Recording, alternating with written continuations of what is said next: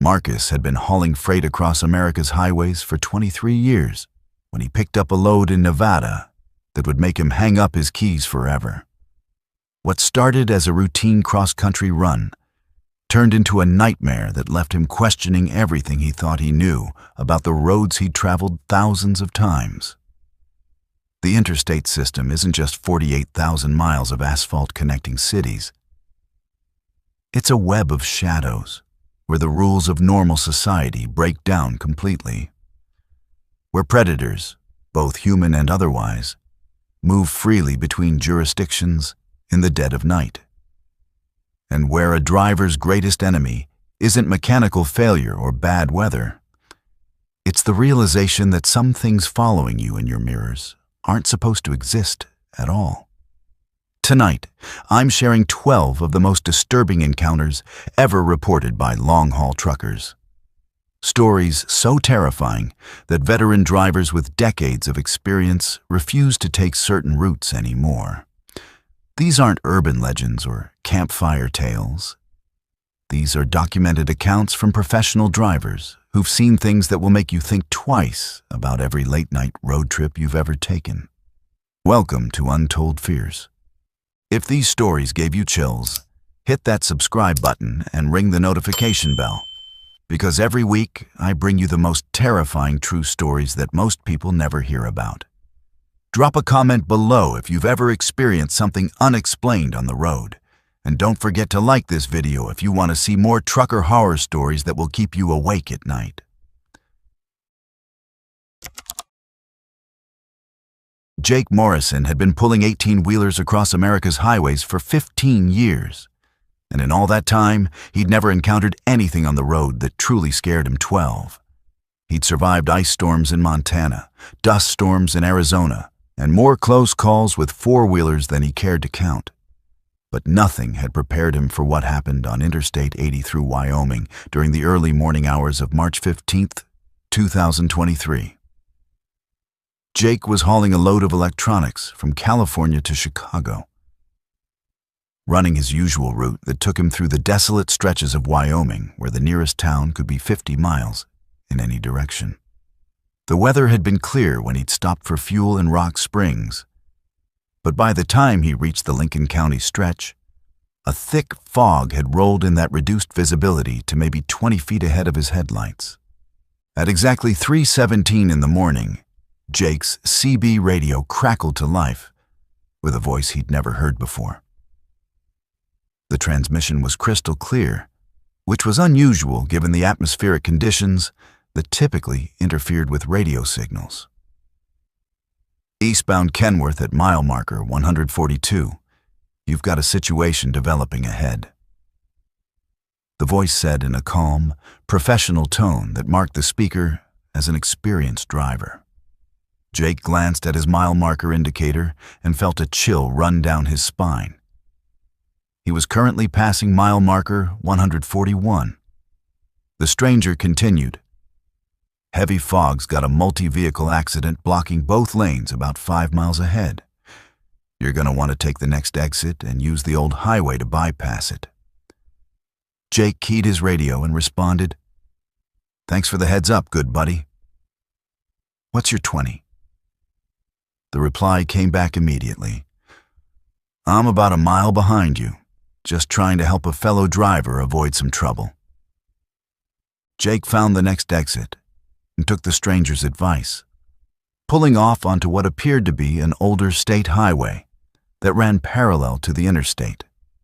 The fog seemed even thicker on this secondary road, and his GPS immediately began acting erratically, showing his position as being several miles away from where he actually was. The CB continued to crackle with updates from his mysterious helper. "You're doing good, driver. Stay on this road for about 12 miles, and you'll see signs for getting back on the interstate." The voice was reassuring, but there was something about it that began to bother Jake. A slight echo, as if the person was speaking from inside a tunnel or a large, empty space. "What kind of rig are you driving?" Jake asked, trying to make conversation. "Blue Peterbilt 379, Classic model from the 80s. She's been good to me for a lot of years. Jake smiled at that. He'd driven a Pete 379 early in his career and had fond memories of that truck. As Jake continued down the isolated highway, he began to notice that the landscape didn't match what he remembered from previous trips through this area. The road seemed to wind more than it should have, and the few structures he could make out in the fog looked abandoned and weathered in a way that suggested they'd been empty for decades.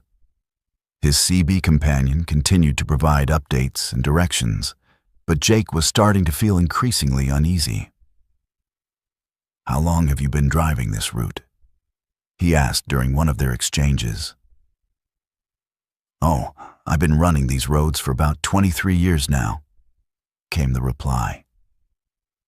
"Started back in 2001, been hauling everything from produce to heavy machinery. You get to know every mile marker, every truck stop, every shortcut." The math troubled Jake. If the man had started driving in 2001, that would make it more than 23 years. Not exactly 23. After nearly an hour of driving through the fog on increasingly unfamiliar roads, Jake began to suspect that something was seriously wrong. His fuel gauge hadn't moved despite the extended detour, and his odometer seemed to be advancing much more slowly than it should have been. Most disturbing of all, when he tried to call his dispatcher on his cell phone, he discovered that he had no signal whatsoever, not even emergency service availability. The CB radio, however, continued to work perfectly, and his mysterious guide seemed to anticipate his every question and concern. "Don't worry about the cell service," the voice said without being asked. "These old highways have dead zones that stretch for miles. You'll get your signal back once we get you reconnected to the main route." Jake was beginning to wonder how the stranger could know what he was thinking before he even keyed his radio to ask. The breakthrough came when Jake finally thought to ask a question that had been nagging at him since the conversation began. "What's your name, driver? I like to know who I'm talking to on the radio." There was a long pause before the answer came, and when it did, Jake's blood ran cold. "Name's Robert Chen. Most folks on the road called me China Bob." Jake's hands tightened on the steering wheel as memories flooded back.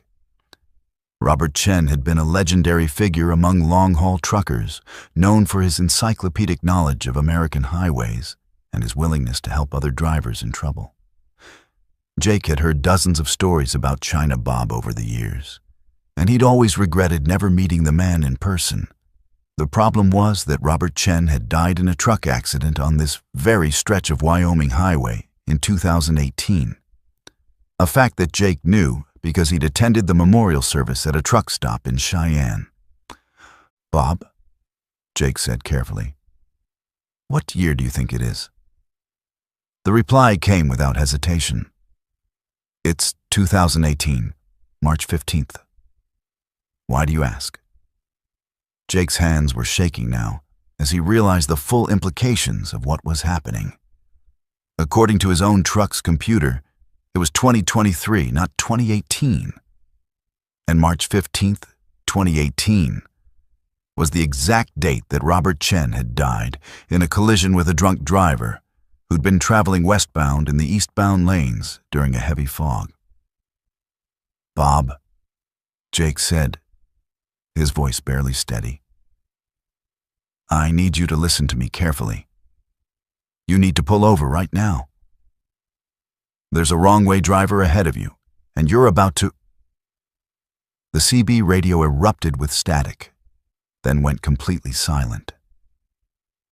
Jake found himself alone on the dark highway, surrounded by fog so thick that he couldn't see beyond his own headlights.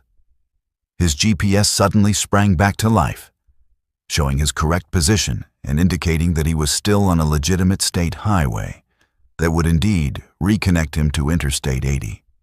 But when he tried to raise China Bob on the radio, there was no response. Over the next several minutes, Jake began to encounter other eastbound truckers who confirmed that there had indeed been a multi-vehicle accident on the main interstate, exactly as Bob had warned him.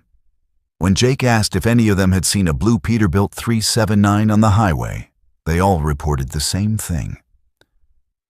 They'd heard someone giving directions and traffic updates on the CB, but they'd never actually seen another truck. Jake completed his delivery to Chicago without further incident, but the experience left him deeply shaken. He spent the following weeks researching the accident that had killed Robert Chen, and what he discovered made him question everything he thought he understood about the nature of reality. According to the official reports, Chen had been traveling eastbound on Interstate 80 when he encountered a drunk driver in the wrong lanes. The accident had occurred at approximately 3:45 a.m. during heavy fog conditions. Chen had been heard on CB radio warning other drivers about dangerous conditions right up until the moment of impact. Several truckers had reported hearing him give detailed directions for alternate routes, potentially saving dozens of lives. The final transmission from Chen's radio, according to witness accounts, had been a warning about a wrong-way driver. A warning that came too late to save his own life. Jake eventually learned that his experience was not unique. Over the years since Chen's death, more than a dozen truckers had reported similar encounters with a helpful voice on CB radio during dangerous weather conditions in Wyoming. The voice always identified itself as Robert Chen, always provided accurate warnings about road hazards, and always seemed to know exactly where each driver was located. Most disturbing of all, the encounters typically occurred on or around March 15th, the anniversary of Chen's death. Jake realized that he had been helped by someone who was continuing to do in death what he had done in life, protecting other drivers from the dangers of the road. The experience changed Jake's understanding of the highways he traveled, making him aware that the roads carried more than just cargo and commerce. They carried the spirits of those who had dedicated their lives to the endless miles. And sometimes, those spirits continued their work long after their earthly journey had ended. Sarah Martinez had been an owner-operator for 12 years, running her own freightliner Cascadia across the western states with a precision that had earned her a reputation among freight brokers for never missing a delivery deadline. She specialized in time-sensitive loads that other drivers wouldn't touch. Electronics that needed to reach their destination within narrow windows, medical supplies that couldn't afford delays, and high-value cargo that required both speed and security. On the night of September 3rd, 2023, Sarah was hauling a load of computer servers from Seattle to Denver, running ahead of schedule as always, when she decided to take a break at what appeared to be a standard truck stop along Interstate 90 in the remote stretches of Montana. The decision would trap her in a nightmare that challenged everything she thought she knew about the physical world. Sarah had been driving for nearly 11 hours straight, pushing the limits of her logbook, but staying within legal parameters thanks to her split sleeper berth strategy. The digital clock on her dashboard read 2:17 a.m. when she spotted the familiar glow of a truck stop's lights cutting through the darkness ahead. The facility appeared to be a standard travel center. Fuel islands, a convenience store, and a parking area large enough for several dozen trucks. What caught her attention was how well-maintained everything looked despite the remote location. The pavement was freshly paved. The lighting was bright and modern, and the building itself had that clean, corporate appearance of a major chain truck stop. Sarah pulled into the fuel island and began the routine of topping off her tanks, checking her oil, and performing the walk-around inspection that was second nature after more than a decade on the road. As she was fueling, Sarah noticed that despite the late hour, the truck stop seemed unusually busy. There were at least 20 other trucks parked in the lot, their drivers presumably sleeping or taking their mandatory rest breaks. What struck her as odd was the variety of equipment. She saw everything from modern Peterbilts and Kenworths to older models that looked like they'd been well maintained but were clearly from previous decades. There was even what appeared to be a classic Mack from the 1980s, its chrome bumper gleaming under the fluorescent lights. Sarah appreciated vintage trucks, but it was unusual to see so many of them in one location, especially given the maintenance costs and regulatory challenges of keeping older equipment on the road. After fueling, Sarah decided to grab a coffee and a snack from the convenience store before finding a parking spot for her 10-hour break. The store was surprisingly well stocked for such a remote location, with hot food options, a wide selection of trucking supplies, and even a small dining area with booths where drivers could sit and eat. Behind the counter was a clerk who looked to be in his 50s, wearing a name tag that read, Frank. He greeted Sarah with the kind of professional friendliness that suggested he'd been working truck stops for years. "Evening, driver. How's the road treating you tonight?" Frank asked as he rang up her coffee and a sandwich. "Can't complain," Sarah replied. "This is a nice facility you've got here. I don't remember seeing it on this route before." Frank's smile seemed to falter slightly. "We've been here for a while," he said. "Folks sometimes don't notice us until they really need us." Sarah found a parking spot near the back of the lot and climbed into her sleeper berth, setting her alarm for 12:30 p.m. to give herself a full 10 hours of rest. She'd been asleep for what felt like several hours when she was awakened by the sound of voices outside her truck. Checking her phone, she was surprised to see that it was only 3:45 a.m. She'd been asleep for barely an hour and a half, but she felt like she'd been out for much longer. The voices belonged to a group of drivers who were standing near a classic Peterbilt 359, engaged in what sounded like a heated discussion about routes and delivery schedules. What bothered Sarah was that their conversation seemed to reference cities and highways using names she didn't recognize, despite her extensive knowledge of the American road system. Unable to get back to sleep, Sarah decided to get up and walk around the facility to stretch her legs. The truck stop seemed different in the pre-dawn darkness. The layout appeared to have changed somehow, with the fuel islands positioned differently than she remembered. The convenience store was still open, but when she walked inside, she noticed that the merchandise had been rearranged. Products that had been on the left side of the store were now on the right, and the coffee station had moved to an entirely different location. Most unsettling of all, Frank was still behind the counter, wearing the same clothes and offering the same professional smile as if no time had passed at all. "Back already?" he asked. "Sometimes drivers have trouble sleeping here. The altitude can affect some people." Sarah knew that the elevation in this part of Montana wasn't high enough to cause altitude-related sleep issues, but she didn't argue with the man. As Sarah walked back toward her truck, she encountered another driver, a woman in her 40s wearing a Caterpillar hat and a worn denim jacket. "First time at this place?" the woman asked, extending her hand in greeting. "I'm Janet. Been driving for 18 years. And I've never seen anything quite like this stop." Sarah shook her hand and introduced herself, then asked what Janet meant by her comment. "Well," Janet said, glancing around nervously, "I pulled in here about 6 hours ago for a quick fuel stop. Was planning to be back on the road in 30 minutes. But every time I try to leave, something happens. First, my truck wouldn't start. Engine would turn over but wouldn't catch. Then when I finally got it running, the exit seemed to lead me right back into the parking lot. I've tried leaving 4 different times, and I keep ending up right back here." Sarah felt a chill that had nothing to do with the Montana night air. "Have you talked to anyone else about this?" she asked.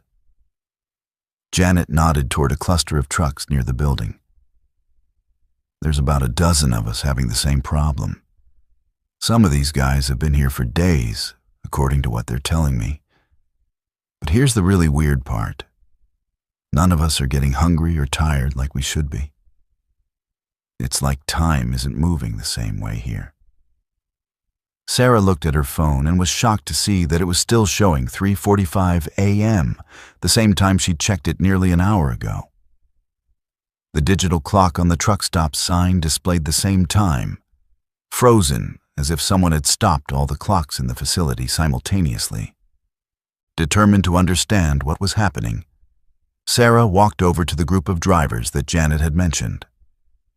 They were a mix of men and women, ranging in age from their 30s to their 60s, all wearing the practical clothing of professional truckers. Each of them had a similar story. They'd stopped at the facility for routine purposes and found themselves unable to leave. Some reported that their trucks would start, but the exit roads would somehow loop back to the parking lot. Others said their vehicles would develop mechanical problems that prevented departure, only to have those problems mysteriously resolve themselves when they weren't actively trying to leave.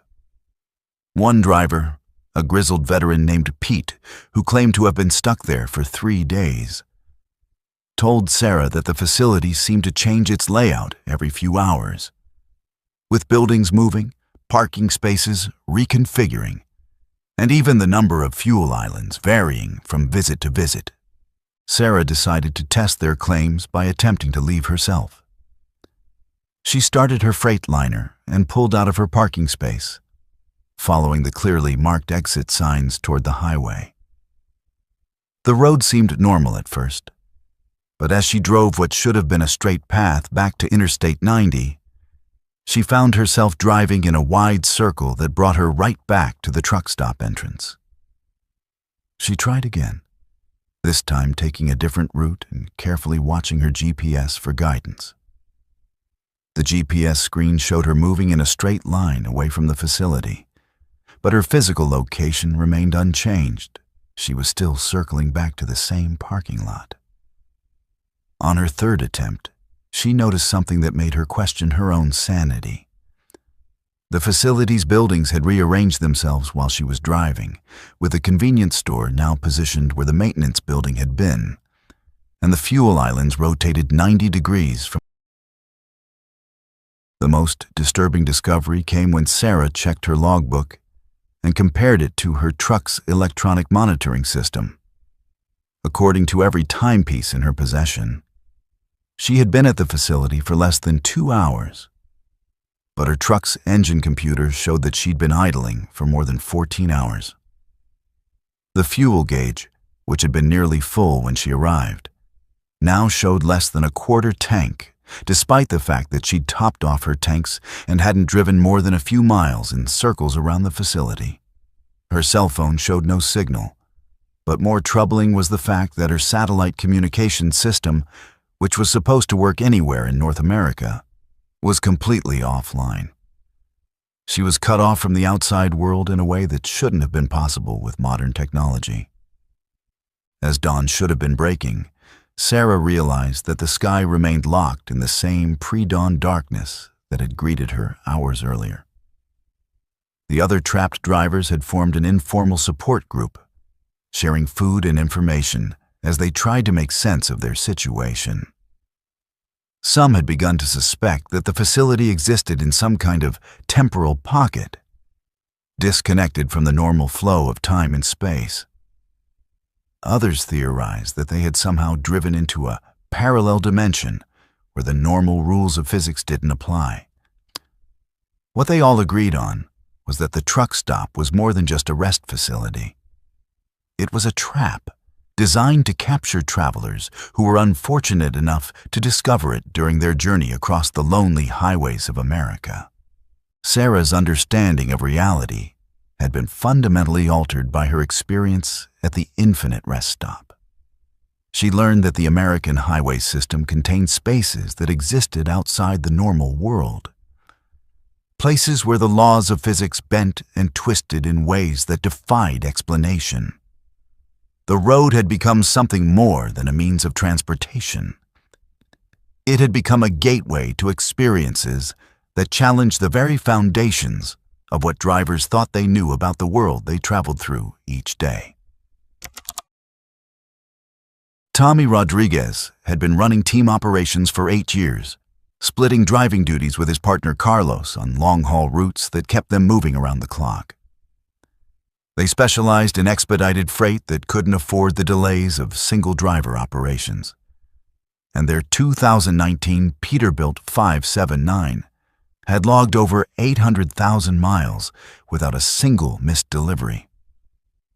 Tommy was the night driver, preferring the quiet roads and lighter traffic that came with the darkness, while Carlos handled the daylight hours when the highways were crowded with four-wheelers and construction zones. On the night of October 12, 2023, Tommy was piloting their rig westbound on Interstate 40 through the remote stretches of New Mexico, hauling a load of automotive parts from Detroit to Phoenix, when he first noticed the headlights in his mirrors that would haunt him for the next 300 miles. The shift change had occurred at a truck stop in Amarillo, Texas, where Carlos had crawled into the sleeper berth for his mandatory 10-hour break while Tommy took control of the wheel. The weather was clear, with a new moon that left the desert landscape in almost complete darkness beyond the reach of his headlights. Tommy appreciated these conditions. The lack of ambient light meant he could see the glow of approaching traffic from miles away, and the empty roads allowed him to maintain a steady cruise speed that maximized fuel efficiency. At 11:47 p.m., he was making excellent time as he crossed into New Mexico, running ahead of schedule and looking forward to an easy night of driving through sparsely populated desert terrain. It was just after midnight when Tommy first noticed the distinctive pattern of headlights in his driver's side mirror. The lights belonged to what appeared to be another 18-wheeler, running about a quarter-mile behind him and maintaining a consistent distance. What caught Tommy's attention was how the headlights seemed unusually bright. Not the typical halogen or LED lights that most trucks used, but something that cast a harsh white light that seemed to cut through the darkness with an intensity that was almost uncomfortable to look at directly. Tommy initially assumed it was another expedited freight hauler running a similar schedule. But as the minutes passed, he began to notice that the following truck never seemed to gain or lose ground, maintaining exactly the same distance regardless of Tommy's speed.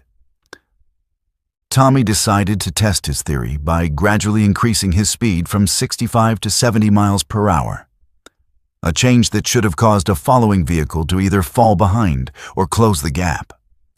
The headlights in his mirror remained at exactly the same distance, as if the other truck had matched his speed increase perfectly.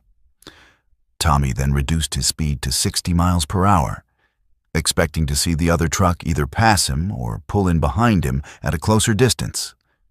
Again, the headlights maintained their exact position, never wavering from their quarter-mile following distance. Tommy reached for his CB radio and keyed the microphone.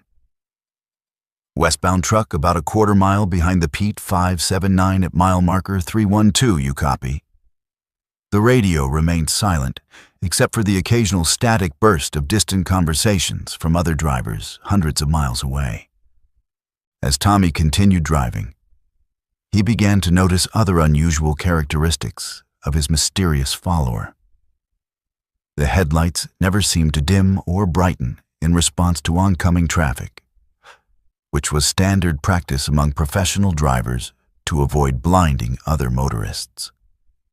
More disturbing was the fact that the lights never showed the slight variations in height and angle that would be expected from a truck traveling over the natural rise and fall of the highway.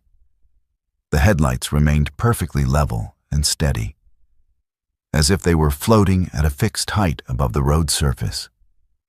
Tommy tried using his high beams to get a better look at the truck in his mirrors, but the angle and distance made it impossible to make out any details beyond the hypnotic glow of those unnaturally bright headlights. The first real sign that something was seriously wrong came when Tommy encountered a construction zone that required him to merge into the left lane. As he activated his turn signal and began to move over, he glanced in his mirror to check the position of the following truck. What he saw made his blood run cold. The headlights were no longer behind him. Instead, they were positioned directly alongside him in the right lane, maintaining the same quarter-mile distance, but now running parallel to his position. Tommy looked out his passenger window and saw nothing but empty highway. Yet his mirrors clearly showed the headlights keeping pace with him in the lane he'd just vacated. He completed the lane change and continued through the construction zone, but the headlights remained in his mirrors, impossibly positioned where no truck should have been able to maintain that speed and distance. After clearing the construction zone, Tommy tried to catch up to the mysterious truck by accelerating to 75 miles per hour. Well above the posted speed limit, but within the range that most enforcement officers would tolerate.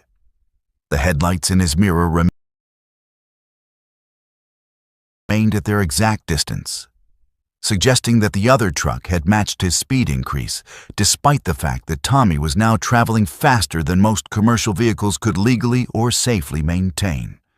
Tommy activated his hazard lights and began to slow down, thinking that perhaps he could force the other truck to pass him and finally get a clear look at the vehicle that had been following him for over an hour. As his speed dropped to 45 miles per hour, the headlights maintained their position, apparently content to crawl along the highway at whatever speed Tommy chose to maintain. The situation became even more disturbing when Tommy realized that his mysterious follower was having impossible interactions with other traffic. When an eastbound truck passed in the opposite direction, Tommy watched in his mirror as the other truck's headlights briefly illuminated what should have been the cab and trailer of his follower. Instead of the expected silhouette of a tractor trailer, Tommy saw nothing but empty road bathed in the glow of those persistent headlights. The eastbound truck continued on its way without any sign that the driver had noticed anything unusual, despite the fact that the headlights were clearly visible in Tommy's mirrors. Tommy tried using his CB radio to contact the eastbound driver, but received no response to his increasingly frantic calls. Tommy's partner, Carlos, woke up around 2:30 a.m., stirring in the sleeper berth as he prepared to take over driving duties at their next scheduled stop. "How's it going out there?" Carlos asked, climbing into the passenger seat to keep Tommy company during the final hours of his shift. "We've got company?" Tommy replied, nodding toward the mirrors. "There's been a truck following us for the past 2.5 hours, maintaining the exact same distance no matter what I do." Carlos looked in the mirrors and confirmed that he could see the headlights. But when he leaned forward to look out the back window of the sleeper berth, he reported seeing nothing but empty highway. "Maybe it's just the angle," Carlos suggested. But Tommy could hear the uncertainty in his partner's voice. The pair decided to stop at the next truck stop to fuel up and see if their mysterious follower would reveal itself. As they pulled into the Flying J at mile marker 277, Tommy watched his mirrors carefully to see what the other truck would do. The headlights followed them into the truck stop, but instead of pulling into a parking space or fuel lane, they simply stopped at the entrance to the facility and remained there, casting their harsh white light across the empty asphalt. Tommy and Carlos completed their fuel stop and walked around the facility, looking for any sign of the truck that had been following them. They found nothing. No vehicle that matched the headlights they'd been seeing, no driver who admitted to following them, and no explanation for the lights that were still visible from the truck stop entrance. When Tommy and Carlos returned to their truck and prepared to leave, the headlights were still waiting at the entrance. As they pulled back onto Interstate 40, their mysterious follower resumed its position exactly a quarter-mile behind them, as if it had never stopped at all. Carlos took over driving duties at that point. But the headlights continued to follow them for another 50 miles before finally disappearing just as suddenly as they had appeared. Tommy spent the rest of the night in the sleeper berth, but he couldn't shake the feeling that they were still being watched by something that existed just beyond the edge of normal perception. The experience left Tommy with a profound sense of unease about the highways he'd traveled safely for years. He began to research similar encounters and discovered that the phenomenon of phantom trucks was more common than he'd ever imagined. Other drivers reported being followed by vehicles that cast no shadows, left no tire tracks, and seemed to exist only in mirrors and peripheral vision. Some described the headlights as having an hypnotic quality that made it difficult to look away, while others reported that the phantom vehicles would disappear when approached directly, but reappear as soon as the observer's attention shifted elsewhere. Tommy learned that the highways carried more than just commercial traffic. They were home to entities that moved through the darkness with purposes that living drivers could never fully understand.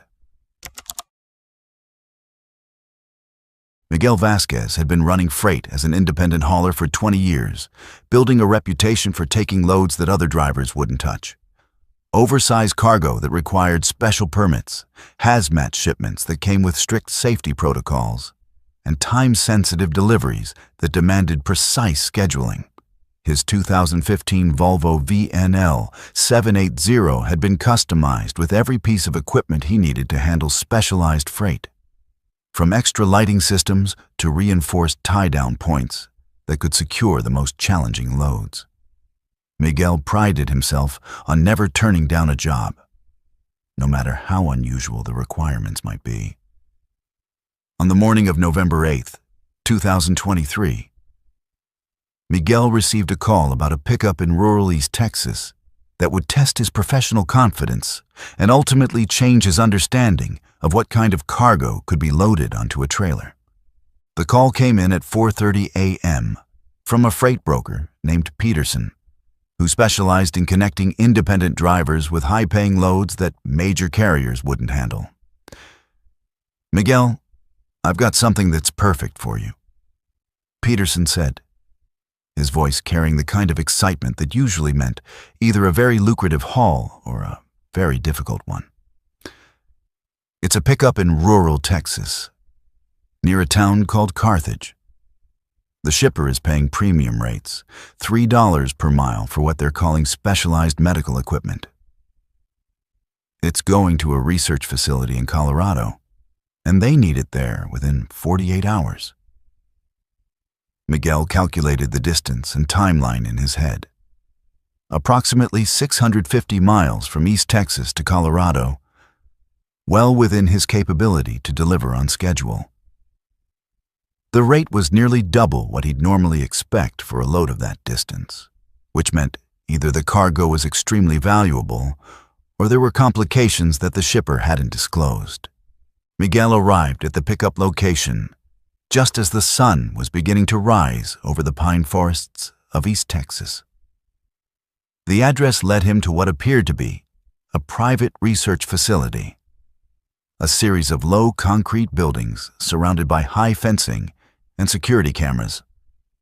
The facility had no visible signage identifying its purpose or ownership, which was unusual but not unprecedented in Miguel's experience with government and medical shipments.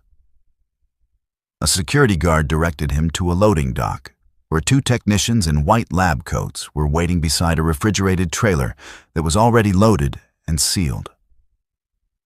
The trailer was a standard 53-foot reefer unit, but Miguel noticed that it was equipped with additional power cables and monitoring equipment that he'd never seen on medical shipments before. The paperwork was minimal. Just a bill of lading that listed the cargo as biological research materials, with a destination address in Denver. What concerned Miguel was the unusual number of restrictions and special handling requirements. The trailer was to remain sealed at all times, with no inspections allowed during transport.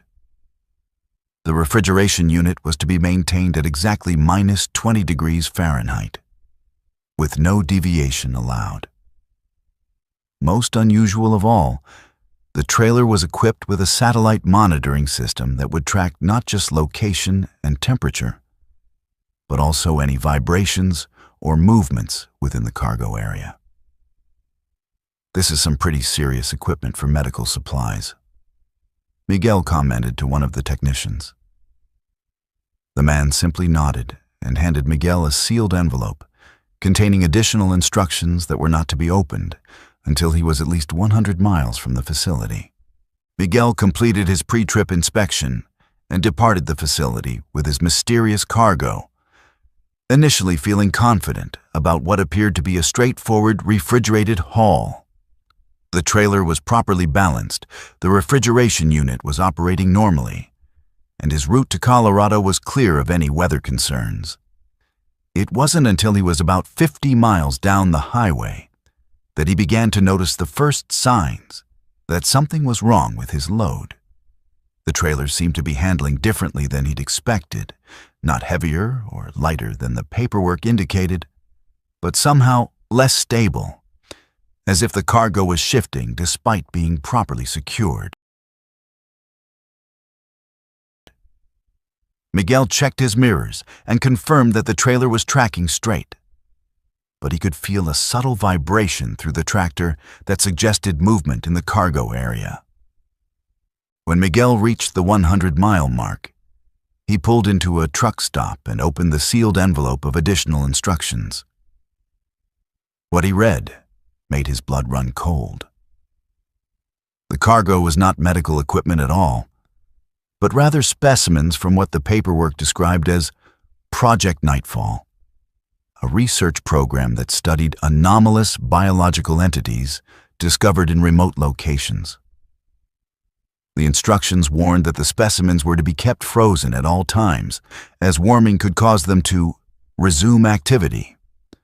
Most disturbing of all, the instructions included an emergency contact number and warned that if the refrigeration unit failed, Miguel was to abandon the trailer immediately and call for a specialized cleanup crew.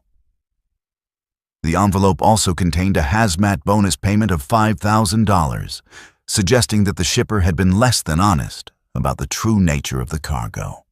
Miguel's first instinct was to return to the facility and refuse the load. But he was already committed to the delivery, and the substantial payment would solve several pressing financial problems. He decided to continue with the haul, but to monitor the cargo more carefully than usual. Over the next several hours, the vibrations in the trailer seemed to increase, and Miguel began to hear sounds that were difficult to explain.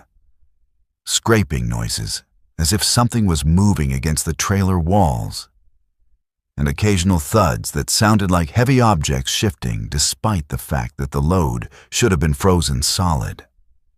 The refrigeration unit was working perfectly, maintaining the required temperature with no fluctuations. But the sounds from the trailer continued to grow more pronounced. As afternoon turned to evening, Miguel noticed that the temperature readings on his dashboard were showing some unusual patterns. While the refrigeration unit was maintaining -20 degrees in the cargo area, the ambient temperature around the trailer seemed to be dropping significantly. Other drivers at fuel stops commented on the unusual cold that seemed to radiate from his trailer, and Miguel himself noticed that ice was forming on the outside of the trailer walls, despite the fact that the outside temperature was well above freezing. The phenomenon was impossible according to the laws of thermodynamics. Heat should have been flowing from the warmer outside air into the colder trailer, not the other way around. The situation became truly terrifying when Miguel stopped for fuel in New Mexico just after sunset. As he was pumping diesel, he heard what sounded like voices coming from inside the trailer, not human voices, but something that seemed to be attempting to mimic human speech. The sounds were muffled by the insulation and aluminum walls, but they were unmistakably vocal, with rising and falling tones that suggested communication or perhaps distress. Miguel walked around the trailer, listening carefully, and confirmed that the sounds were definitely coming from inside the cargo area. When he pressed his ear against the trailer wall, he could hear what sounded like dozens of voices, all speaking in languages he didn't recognize, creating a cacophony of alien sounds that made his skin crawl. Miguel called the emergency number from the instruction envelope and was connected to a technician who identified himself only as Dr. Morrison. When Miguel described the sounds and temperature anomalies, Dr. Morrison's response was immediate and urgent. "You need to get that trailer to the destination facility as quickly as possible," the doctor said. "Under no circumstances should you open the trailer or allow anyone else to inspect the cargo. The specimens are showing signs of activity that we didn't anticipate, and they need to be transferred to a more secure containment facility immediately." Miguel asked what exactly he was hauling, but Dr. Morrison would only say that the cargo consisted of biological materials recovered from locations that don't officially exist. The final 200 miles to Denver were the longest of Miguel's career. The sounds from the trailer grew more intense and organized, as if whatever was inside was becoming more active and aware. The temperature anomalies worsened, with ice forming on the trailer so thick that other drivers began pointing and taking pictures. Most disturbing of all, Miguel began to hear his own name being called from inside the trailer, not in his own voice, but in the voices of people he'd known throughout his life. He heard his mother calling him for dinner, his ex-wife asking him to come home, and his deceased father offering advice about trucking routes. The voices were perfect replications, but they were coming from creatures that had somehow learned to mimic human speech patterns with terrifying accuracy. Miguel delivered the trailer to the research facility in Colorado without opening it or allowing anyone else to inspect the cargo. But the experience fundamentally changed his approach to freight hauling. He learned that the American transportation system was used to move more than just commercial goods. It was a network for transferring materials and entities that existed at the edges of human understanding. The highways carried secrets that most drivers never suspected. And sometimes those secrets were alive, aware, and waiting for the right moment to escape from the trailers that held them. Miguel never took another load from Peterson, and he made sure to thoroughly research every shipper before accepting their freight. The road had taught him that some cargo was too dangerous to haul, regardless of how much money was offered for the delivery.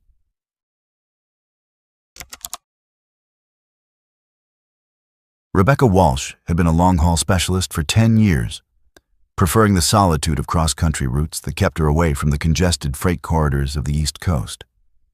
Her 2020 Freightliner Cascadia was equipped with the latest navigation technology and efficiency monitoring systems, tools that helped her maintain the precise fuel economy and delivery schedules that had made her one of the most sought-after independent contractors in the upper Midwest. Rebecca specialized in high-value electronics shipments that required both security consciousness and time-sensitive delivery windows, often running loads that other drivers found too stressful or demanding. On the morning of December 14, 2023, Rebecca was hauling a load of server equipment from Minneapolis to Portland, running her usual route on Interstate 90 through the endless prairie landscapes of South Dakota, when she encountered a phenomenon that would trap her in a nightmare loop of repeating reality. Rebecca had departed Minneapolis at 6 p.m. the previous evening. timing her departure to put her in the empty stretches of South Dakota during the pre-dawn hours when traffic was lightest and fuel efficiency was at its peak. She'd been driving for nearly 10 hours, making excellent time across the frozen landscape, when she found herself approaching a section of highway that she'd traveled hundreds of times before. The stretch between Mitchell and Chamberlain was a straight, flat run of about 60 miles that drivers often used as a benchmark for their overall trip progress. Rebecca knew every mile marker, every overpass, and every landmark along this section of road. At exactly 4:03 a.m., she passed mile marker 248, noting that she was running about 30 minutes ahead of schedule, and her fuel consumption was tracking perfectly for the trip. The first sign that something was wrong came when Rebecca noticed that her fuel gauge hadn't moved in what felt like an hour of driving.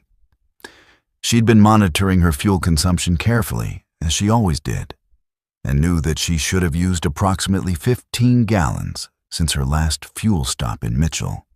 The gauge, however, showed exactly the same level it had displayed when she'd passed mile marker 248. Rebecca initially attributed this to a possible sensor malfunction, but her truck's advanced monitoring system showed no error codes, and all other systems were functioning normally. More puzzling was the fact that her odometer seemed to be advancing much more slowly than it should have been, despite the fact that her speedometer showed a steady 65 miles per hour. Rebecca began to pay closer attention to the landmarks around her, using the technique that veteran drivers employed to track their progress when electronic systems failed.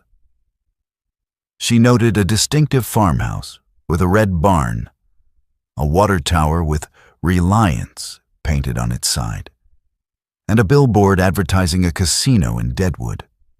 These landmarks were familiar to her, and she used them to confirm her position on the highway.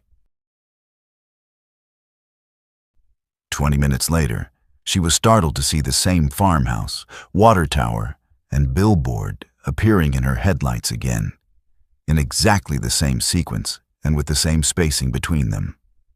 Rebecca checked her GPS and confirmed that she was still heading west on Interstate 90. But the repeated landmarks suggested that she was somehow driving in a circle, despite the fact that the highway was perfectly straight. Determined to solve the mystery, Rebecca began to pay meticulous attention to every detail of her surroundings. She noted the exact time when she passed each landmark, the precise mileage reading on her odometer, and the fuel level displayed on her gauge. At 4:31 a.m., she passed mile marker 248 again, with her fuel gauge showing exactly the same level and her odometer reading exactly the same mileage as it had nearly 30 minutes earlier. The realization hit her like a physical blow. She was somehow reliving the same stretch of highway over and over again, trapped in a loop that reset itself every time she reached a certain point on the road. Rebecca tried using her CB radio to contact other drivers, but the airwaves were strangely quiet for a major interstate corridor. She attempted to call her dispatcher on her cell phone, but discovered that she had no signal despite being in an area where she'd never had connectivity problems before. Her satellite communications system, which was designed to work anywhere in North America, showed no available satellites. Most disturbing of all, her GPS continued to show her making normal progress westward. But the physical evidence of her surroundings proved that she was covering the same ground repeatedly. The electronic systems in her truck seemed to be unaware of the temporal anomaly that had trapped her. As Rebecca continued to loop through the same section of highway, she began to notice subtle changes in her environment that suggested the phenomenon was more complex than a simple repetition. The weather conditions shifted slightly with each loop. Sometimes the sky was clear, sometimes there was a light snowfall, and occasionally fog would roll across the prairie. The traffic patterns changed as well, with different vehicles appearing and disappearing at various points along the route. During one loop, she encountered a convoy of military vehicles that hadn't been there before. During another, she saw a classic car show parked at a rest area that had been empty during previous cycles. These variations suggested that she wasn't simply repeating the same moment in time, but rather cycling through different versions of the same stretch of highway. The psychological impact of the time loop began to wear on Rebecca after the first dozen cycles. She experimented with different approaches to breaking free from the pattern, trying everything from varying her speed to taking the exits that led to small towns along the route. Each attempt led to the same result. She would find herself back at mile marker 248 with the same fuel level, the same odometer reading, and the same sense of déjà vu. The exits seemed to lead to towns that were slightly different from what she remembered, with buildings in different locations and businesses that didn't match her previous knowledge of the area. When she tried to stop at a truck stop that she'd visited many times before, she found that the facility had a different layout and was staffed by people she'd never seen before. Rebecca's attempts to document her experience proved futile, as each loop reset not just her truck systems, but also her personal belongings. Notes she wrote would disappear, photos she took with her phone would vanish, and voice recordings she made would be erased when the loop reset. She began to suspect that she was trapped in some kind of temporal pocket, a bubble of space-time that existed outside the normal flow of reality. The highway had become a prison, and she was the only person who retained any memory of the repeating cycles. The knowledge that she was trapped in an endless loop of the same 60-mile stretch of highway was both terrifying and maddening. The breakthrough came during what Rebecca estimated to be her 40th loop through the same section of highway. She had begun to notice that certain elements of her environment were responsive to her thoughts and emotions. When she felt frustrated, the weather would turn stormy. When she felt hopeful, the sunrise would appear more beautiful than usual. When she felt angry, other vehicles would behave more aggressively around her. Rebecca realized that her mental state was somehow influencing the reality of the time loop, suggesting that her consciousness was more deeply connected to the phenomenon than she had initially understood. During her 47th loop, Rebecca made a decision that went against every instinct she'd developed as a professional driver. Instead of trying to escape the loop or fight against it, she decided to embrace the experience and see what lessons it might teach her. She began to pay attention to details she'd previously overlooked. The way the morning light played across the prairie grass, the patterns of wind that moved across the landscape, the subtle variations in the road's surface that told the story of decades of weather and traffic.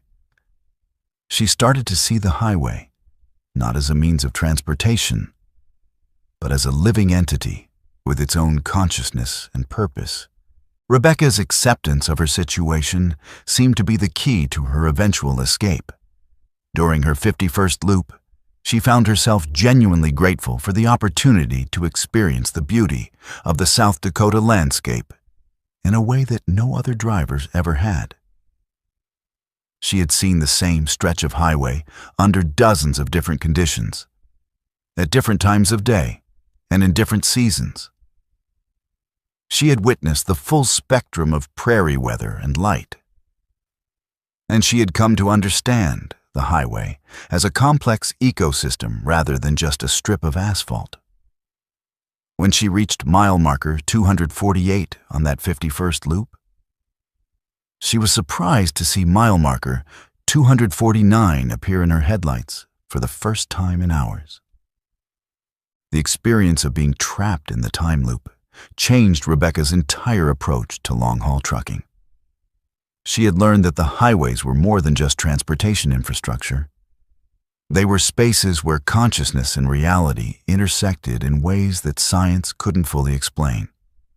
The road had taught her that time and space were more fluid than she'd ever imagined. and that the journey was often more important than the destination. Rebecca completed her delivery to Portland without further incident. But she never forgot the lesson that Interstate 90 had taught her about the nature of reality and the hidden dimensions that existed within America's highway system. Carl Thompson had been hauling freight across America's highways for 25 years, building a reputation among dispatchers and brokers as one of the most reliable drivers in the business. His pristine 2018 Peterbilt 389 was a testament to his professionalism. Every chrome surface polished to a mirror finish, every mechanical component maintained with religious precision, and every logbook entry recorded with the accuracy of a man who took pride in doing things right. Carl specialized in high-value loads that required both security consciousness and impeccable timing, often running routes that other drivers found too demanding or stressful. On the night of January 23, 2024, Carl was hauling a load of medical equipment from Jacksonville to Atlanta, running his familiar route on Interstate 75 through the heart of Georgia, when he encountered something that would shatter his understanding of identity and reality in ways that no amount of driving experience could have prepared him for. Carl had departed Jacksonville at 10 p.m., timing his departure to arrive in Atlanta during the early morning hours when traffic was lightest, and unloading could proceed without the delays that plagued daytime deliveries. He'd been driving this particular route for over a decade, and he knew every mile marker, every truck stop, and every traffic pattern along the 346-mile stretch of I-75 that connected Florida's coast to Georgia's capital. The night was clear and cold, with visibility that stretched for miles in every direction.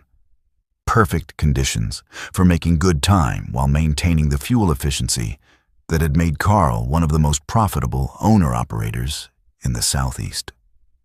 At 1:17 a.m., Carl was passing through the rural stretches of South Georgia, running slightly ahead of schedule and enjoying the peaceful solitude that came with night driving.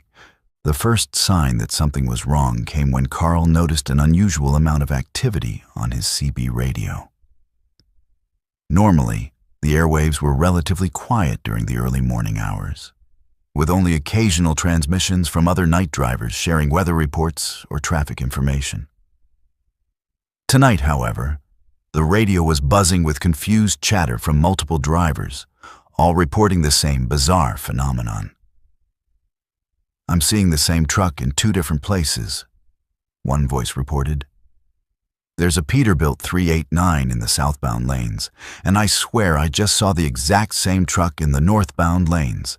Same color, same configuration, even the same driver." Carl keyed his microphone to respond, but before he could speak, another voice cut in. "I'm seeing the same thing.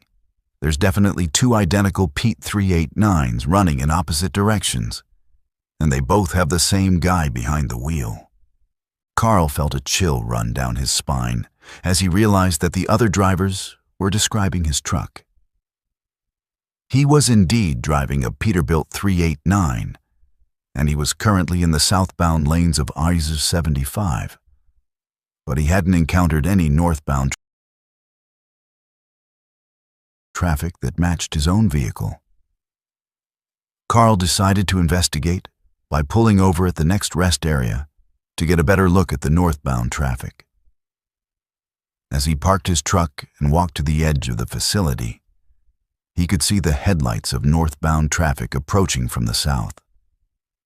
What he saw made his blood run cold.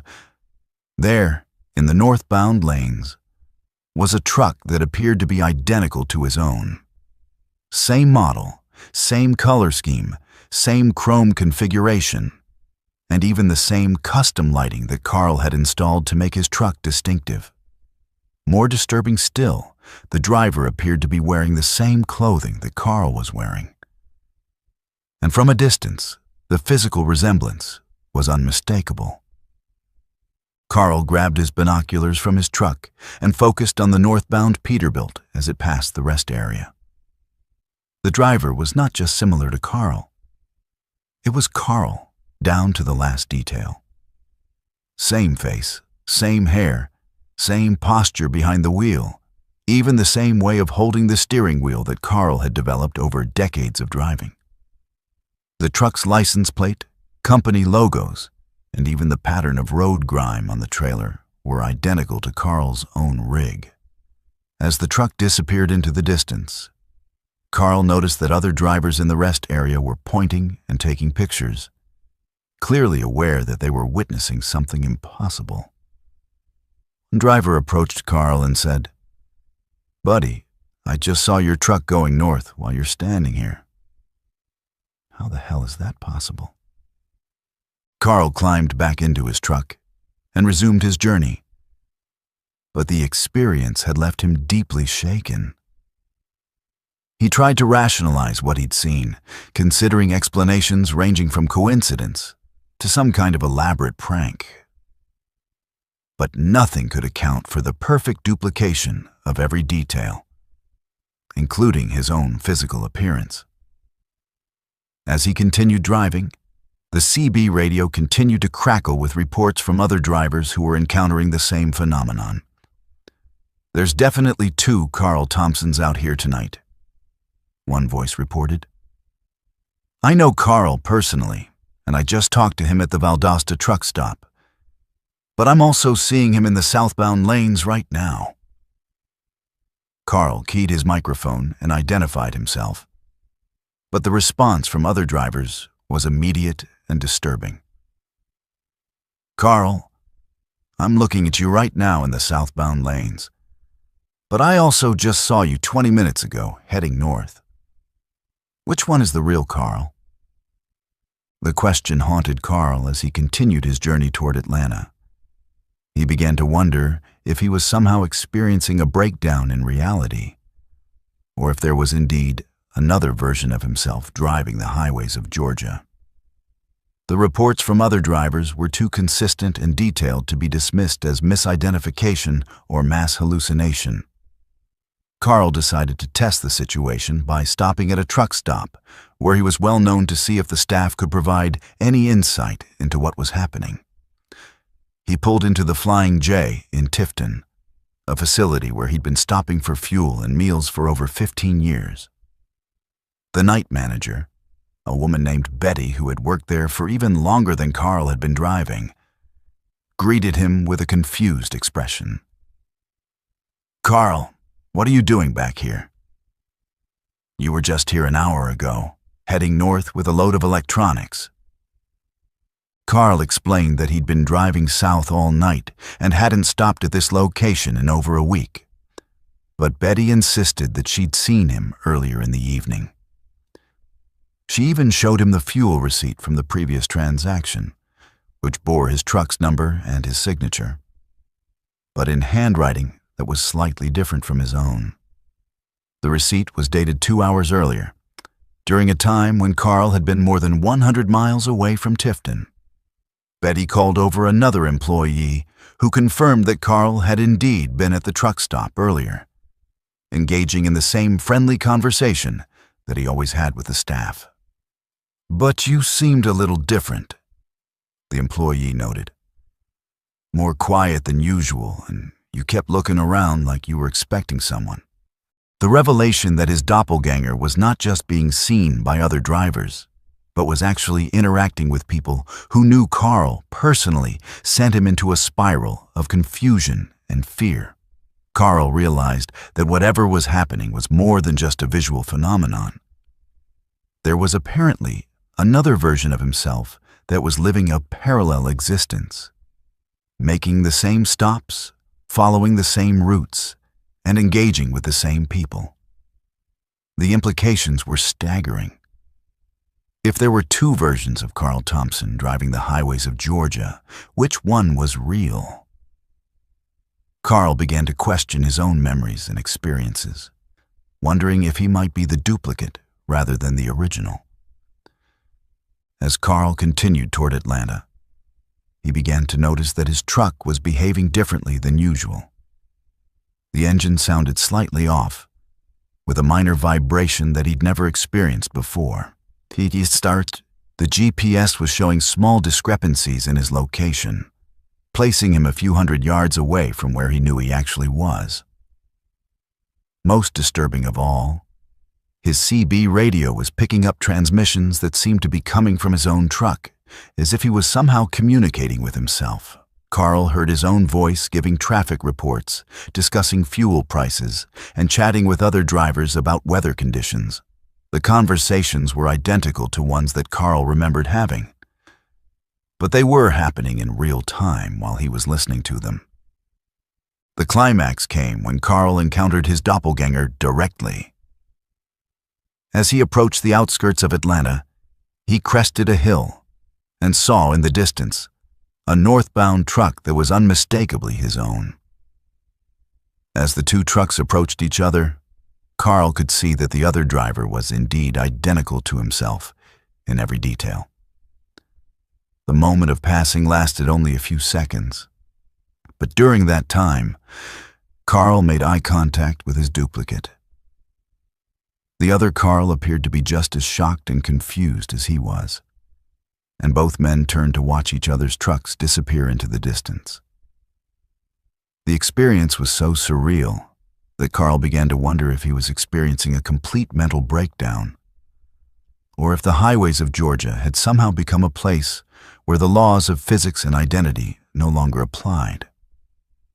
Carl completed his delivery to Atlanta without further incident, but the experience of encountering his doppelganger had fundamentally changed his understanding of reality. He learned that the highways were more than just transportation infrastructure. They were spaces where the boundaries between possible and impossible became blurred. The road had shown him that identity itself was more fluid than he'd ever imagined, and that sometimes the person looking back at you from the mirror might not be the same person who started the journey. Carl never encountered his duplicate again, but he never forgot the lesson that Interstate 75 had taught him about the nature of self and the hidden dimensions that existed within America's highway system.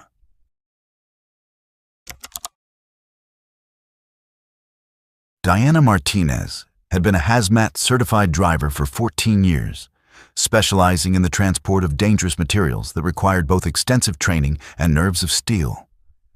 Her 2017 Kenworth T680 was equipped with every safety system mandated by federal regulations, from advanced braking systems to emergency containment protocols, making her one of the most trusted drivers in the chemical transport industry. Diana had hauled everything from corrosive acids to radioactive isotopes, navigating the complex web of regulations and safety requirements that governed the movement of hazardous materials across America's highways. On the night of February 18th, 2024, Diana was hauling a load of industrial chemicals from Denver to Salt Lake City, running her usual route through the treacherous mountain passes of Colorado, when she encountered a way station that would challenge everything she thought she knew about the infrastructure that governed commercial trucking. Diana had departed Denver at 11 p.m., timing her departure to navigate the most dangerous sections of Interstate 70 during the early morning hours when traffic was lightest and weather conditions were most predictable.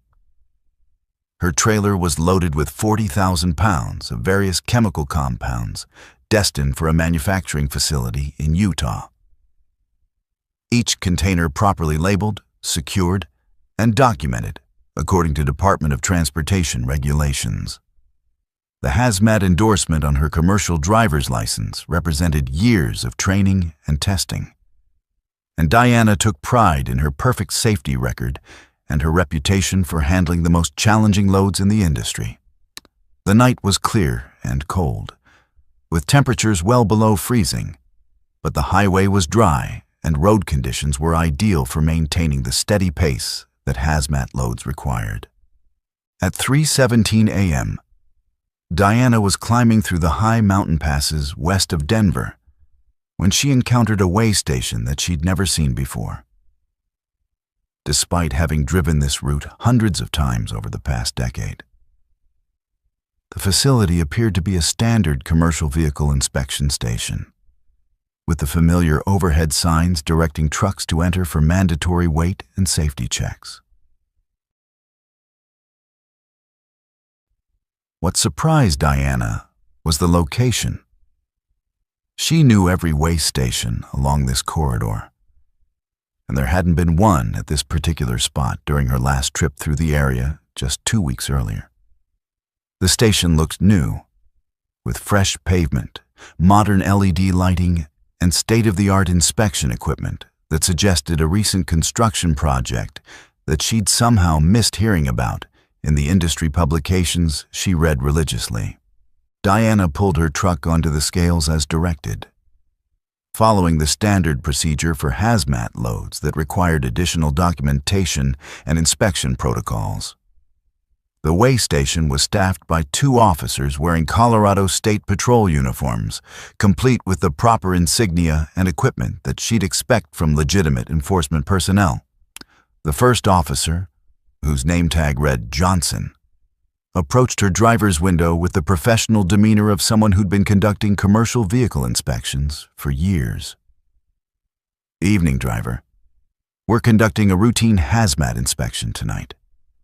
I'll need to see your CDL, medical card, hazmat endorsement, and all shipping documentation."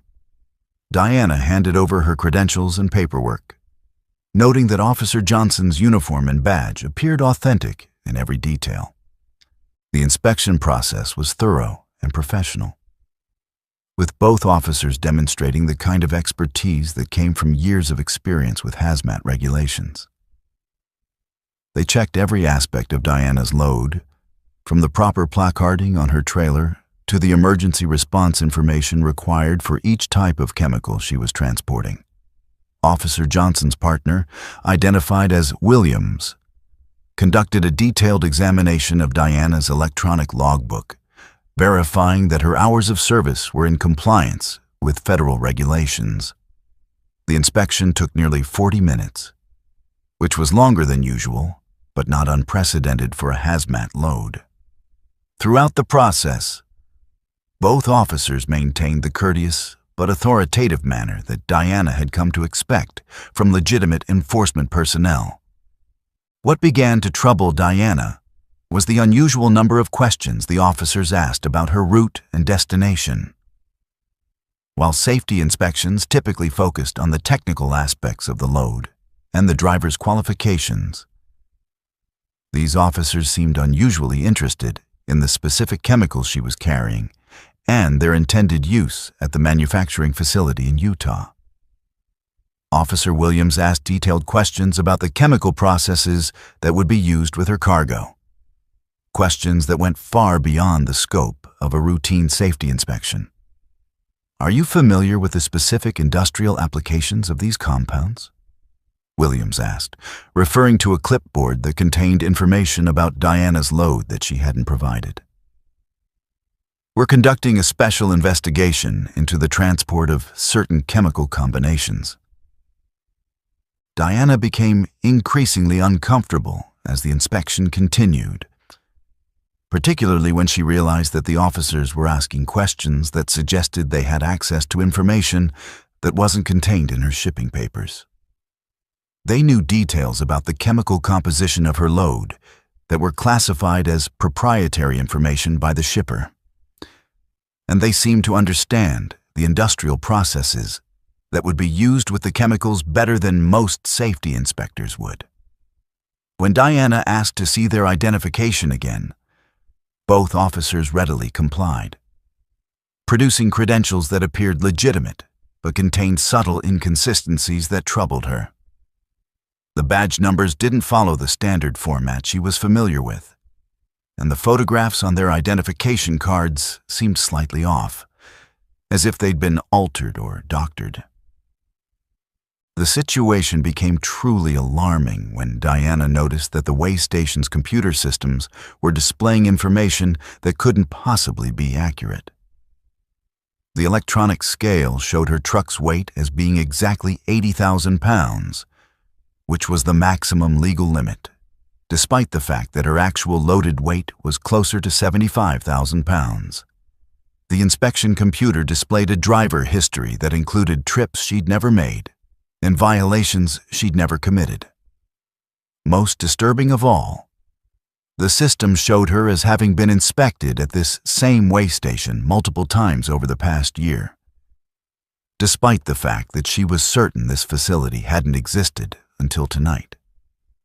When she pointed out these discrepancies to the officers, they dismissed her concerns with explanations that seemed plausible, but didn't address the fundamental impossibility of the data they were showing her.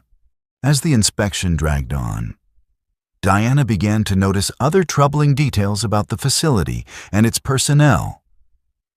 The weigh station building had no windows, which was unusual for a structure that was supposed to house administrative offices and break rooms for inspection personnel. The parking area was perfectly clean, with no evidence of the oil stains, tire marks, or general wear that would be expected from a facility that processed hundreds of commercial vehicles. Most unsettling of all, the officers' radios occasionally crackled with transmissions that seemed to be coming from dispatch centers that didn't exist, using call signs and procedures that didn't match standard law enforcement protocols. Diana heard references to project oversight and chemical route monitoring that suggested the inspection was part of some larger operation that went beyond routine safety enforcement. The climax came when Diana asked to contact her dispatcher to report the extended delay. Officer Johnson handed her a phone and told her to make the call. But when she dialed her company's number, she was connected to a voice that claimed to be her dispatcher, but knew details about her employment that the real dispatcher wouldn't have access to. The voice on the phone confirmed that Diana was authorized to carry her current load and instructed her to comply fully with the inspection. But the conversation felt scripted and artificial, as if she was talking to someone who was reading from a prepared script rather than engaging in genuine communication. When she asked the voice to confirm her dispatcher's identity by providing personal information that only he would know, the line went dead. Diana's growing sense of panic reached a breaking point when she noticed that the weigh station's clock displayed a time that didn't match her truck's chronometer or her cell phone. According to the facility's timepiece, she'd been at the weigh station for less than 15 minutes. But her own instruments showed that nearly 2 hours had passed since she'd entered the facility.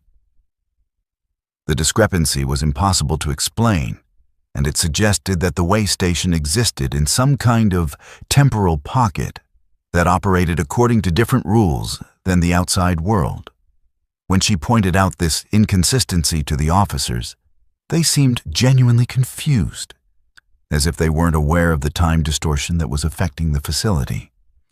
The inspection finally concluded with Officer Johnson declaring that Diana's load was approved for continued transport, but the experience had left her deeply shaken. As she prepared to leave the weigh station, she noticed that the facility's entrance and exit ramps seemed to lead directly back to Interstate 70, despite the fact that she remembered taking a more complex route to reach the scales. When she looked in her mirrors as she pulled back onto the highway, she was stunned to see that the weigh station had completely disappeared, leaving only an empty patch of mountainside where the facility had stood moments before. The pavement, lighting, and buildings had vanished without a trace, as if they'd never existed at all. Diana immediately pulled over at the next rest area and called her real dispatcher, confirming that the inspection delay had never been reported and that there was no record of her having been stopped by law enforcement. Her electronic logbook showed no indication of the extended stop, and her truck's GPS tracking system displayed a continuous record of movement along Interstate 70, with no deviation to a weigh station. The chemical load arrived in Salt Lake City on schedule, with no evidence that it had been inspected or tampered with during the journey. Diana's experience at the Vanishing Way station had taught her that the highways were monitored by entities that existed outside the normal framework of law enforcement, and that sometimes the most routine aspects of commercial trucking could become gateways to encounters with forces that operated beyond human understanding. Eddie Kowalski had been running cross-country freight for 18 years, specializing in the long desert hauls that connected California's ports to the distribution centers of Texas and the Southeast. His 2016 Freightliner Coronado was built for the punishing miles of interstate trucking, with a spacious sleeper cab that had become his home away from home during the weeks he spent on the road. Eddie prided himself on being a driver who could handle any route, any weather, and any deadline. But he'd always maintained one strict personal rule throughout his career: never pick up hitchhikers. The highways were full of people with stories he didn't want to hear and problems he couldn't solve. And Eddie had learned early that the safest policy was to keep his cab door locked and his eyes focused on the road ahead. On the night of March 2nd, 2024, Eddie was hauling a load of consumer electronics from Los Angeles to Houston, running his familiar route on Interstate 10 through the vast emptiness of the Arizona desert, when he encountered a hitchhiker who would force him to break his most fundamental rule and confront the possibility that not everyone seeking a ride was entirely human. Eddie had departed the port of Los Angeles at 8 p.m., timing his departure to cross the desert during the cooler nighttime hours when his truck's cooling system wouldn't be stressed by the extreme temperatures that plagued the region during daylight hours. His trailer was loaded with 45,000 pounds of televisions, computers, and smartphones destined for a major retailer's distribution center in Houston. Valuable cargo that required both security consciousness and precise climate control to prevent damage from temperature fluctuations. The night was clear and moonless, with the kind of star-filled sky that was only visible in the remote desert areas where light pollution hadn't yet reached.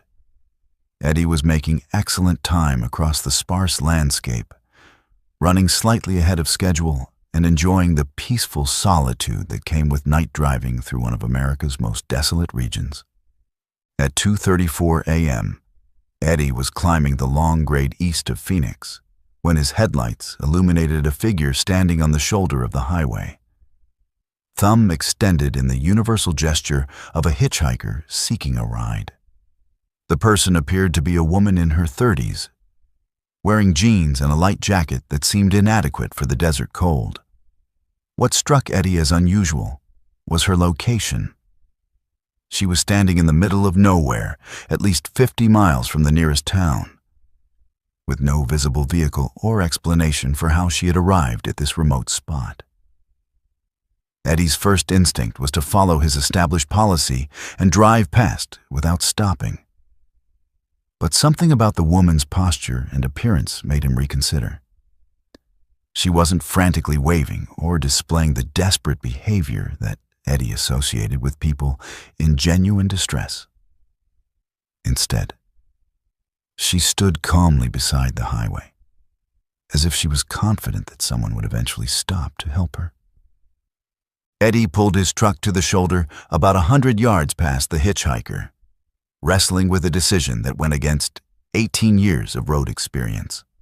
The woman was alone in one of the most dangerous environments in North America, where daytime temperatures could reach lethal levels and nighttime cold could be equally deadly.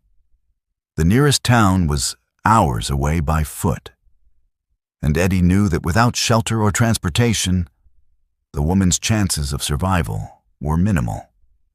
Against his better judgment, Eddie decided to offer her a ride to the next truck stop, where she could find proper assistance or contact family members who could help her reach her destination safely. He activated his hazard lights and waited for the woman to approach his truck, noting that she moved with a confident stride that suggested she wasn't suffering from exhaustion or dehydration. The woman climbed into Eddie's passenger seat with a grace that seemed unusual for someone who had presumably been stranded in the desert for an extended period. She introduced herself as Maria, speaking with a slight accent that Eddie couldn't quite place, and thanked him for stopping to help her. When Eddie asked how she had ended up stranded on the highway, Maria's explanation was vague and inconsistent. She claimed that her car had broken down, but when Eddie asked about the vehicle, she couldn't provide details about its make, model, or current location. She said she'd been walking for hours, but her clothing showed no signs of dust or wear that would be expected from a desert hike. Most puzzling of all, Maria seemed to know details about Eddie's route and destination that he hadn't shared with her, casually mentioning truck stops and landmarks that lay hundreds of miles ahead. As Eddie resumed driving, he began to notice other unusual characteristics about his passenger. The cab's temperature seemed to drop significantly after Maria had climbed aboard, despite the fact that the heating system was functioning normally. The woman's skin appeared unnaturally pale in the dashboard lights, and Eddie noticed that she didn't seem to be breathing in the regular rhythm that would be expected from someone who had been walking in the desert. Most disturbing of all, when Eddie glanced in his rearview mirror, he couldn't see Maria's reflection, despite the fact that she was clearly sitting in the passenger seat.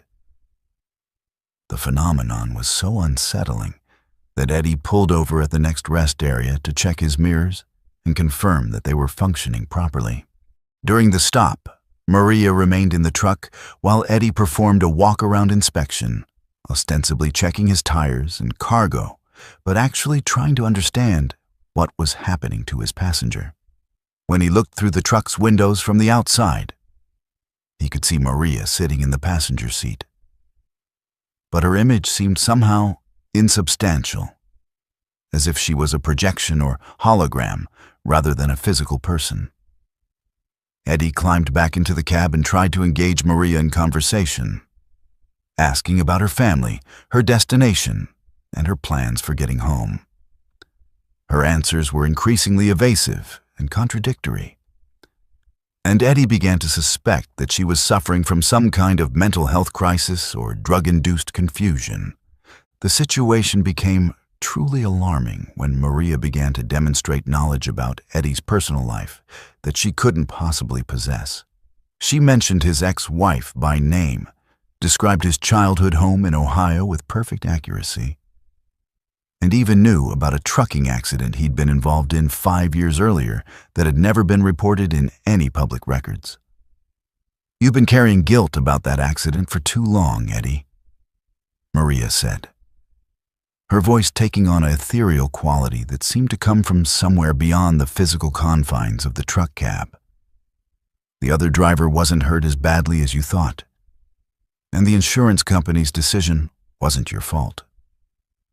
Eddie had never spoken to anyone about the emotional burden he'd carried from that accident, and Maria's knowledge of the incident was both comforting and terrifying. As the night progressed, Eddie began to realize that Maria wasn't simply a stranded hitchhiker. She was something else entirely, perhaps a spiritual entity or psychological manifestation that had taken human form. She seemed to exist at the intersection of Eddie's consciousness and the mystical forces that operated in the desert's vast emptiness. The woman's presence was both comforting and unsettling, offering insights into Eddie's life and career that helped him understand aspects of his own personality that he'd never fully examined. Maria spoke about the loneliness of long-haul trucking, the sacrifices that drivers made for their profession, and the spiritual significance of the highways that connected America's communities. The climax came when Eddie realized that Maria was slowly fading away, becoming less substantial with each passing mile. Her voice grew softer and more distant, and her physical form seemed to be dissolving into the desert air that flowed through the truck's ventilation system. "Thank you for stopping, Eddie," she said, her words barely audible above the sound of the engine. Not many drivers would have taken the risk of helping a stranger in the middle of nowhere. "Your kindness has been noted, and it will be remembered." Eddie turned to respond, but the passenger seat was empty, with no sign that anyone had been sitting there. The cab's temperature returned to normal, and Eddie's mirrors once again showed only his own reflection. Eddie completed his delivery to Houston without further incident. But the experience with Maria had fundamentally changed his understanding of the highways he traveled. He learned that the desert roads were more than just transportation corridors. They were spaces where the boundaries between the physical and spiritual worlds became thin, allowing encounters with entities that existed beyond normal human experience. The road had taught him that sometimes the most important cargo a driver could carry was compassion for fellow travelers, regardless of their nature or origin. Eddie never again refused to help someone in need. Understanding that the highways were places where human kindness could bridge the gap between worlds, and that every act of generosity had consequences that extended far beyond the immediate moment.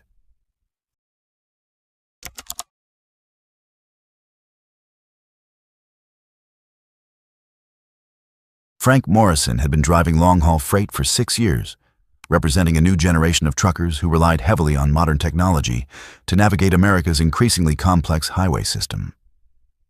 His 2019 Peterbilt 579 was equipped with the latest GPS navigation systems, electronic logbooks, and fleet management software that allowed him to optimize his routes for maximum efficiency and minimum fuel consumption. Frank prided himself on being a tech-savvy driver who could adapt to the digital transformation of the trucking industry.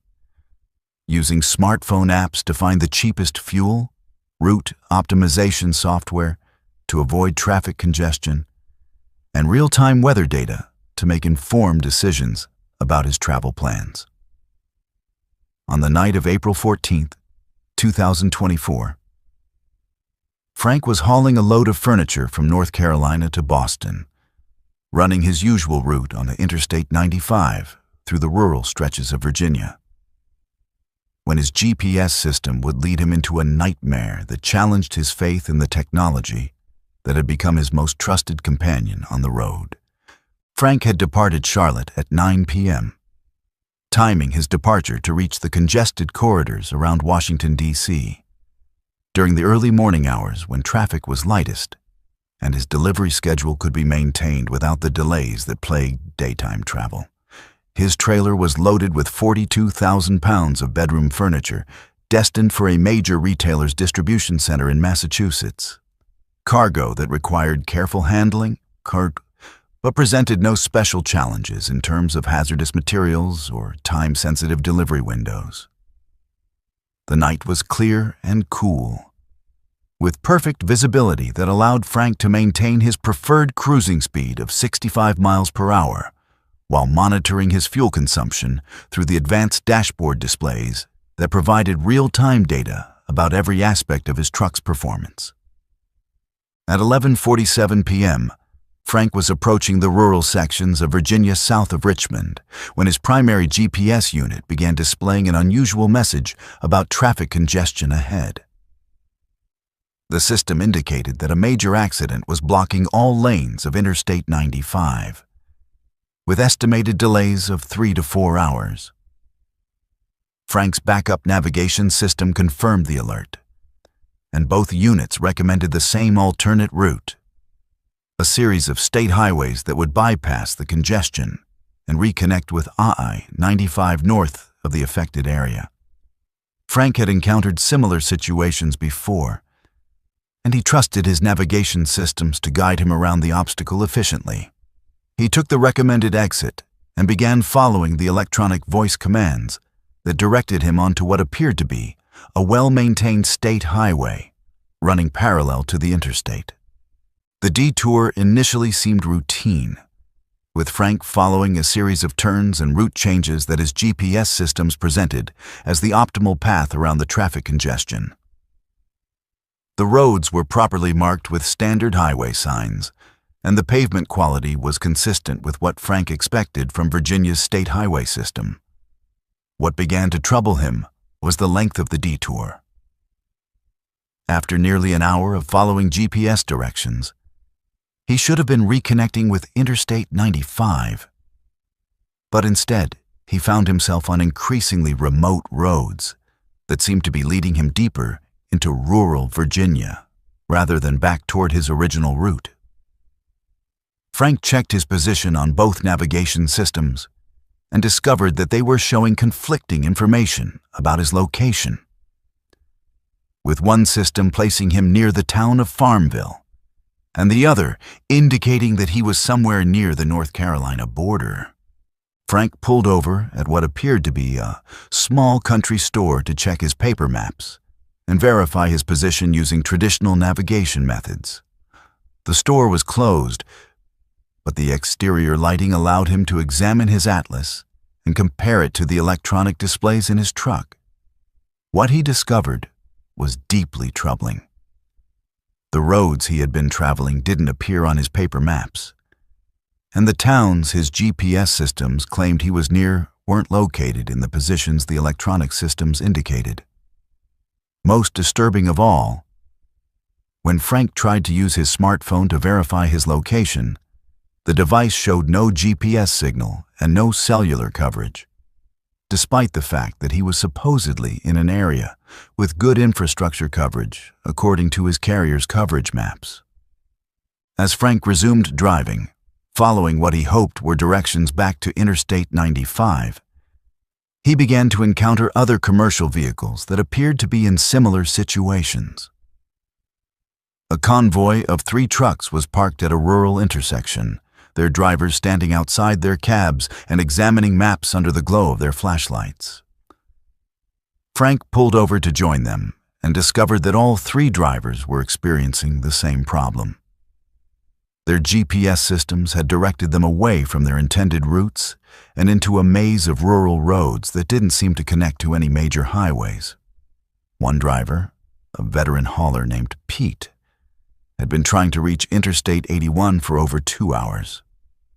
Another, a woman named Sarah, had been attempting to return to Interstate 64, but found herself progressively more lost with each turn her navigation system recommended.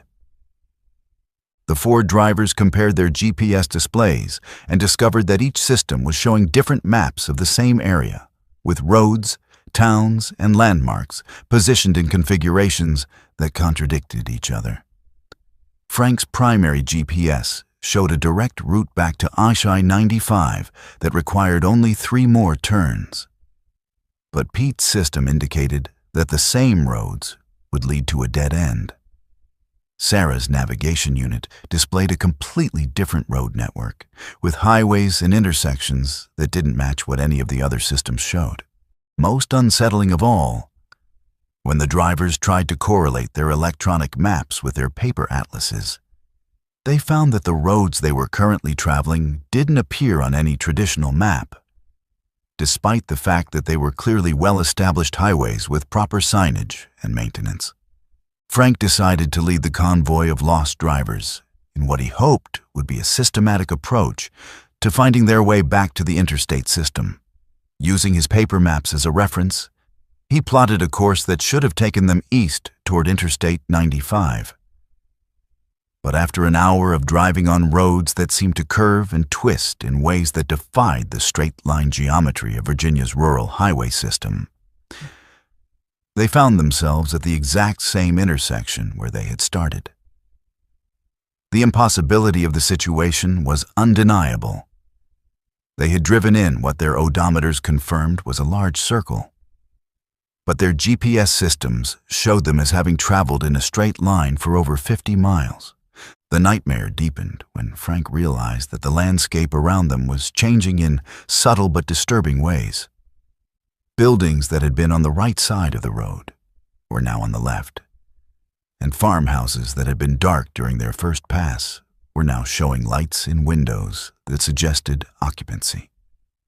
Most troubling of all, the road signs were displaying different town names and distances than they had shown an hour earlier, as if the entire region was rearranging itself to prevent the drivers from finding their way back to familiar territory.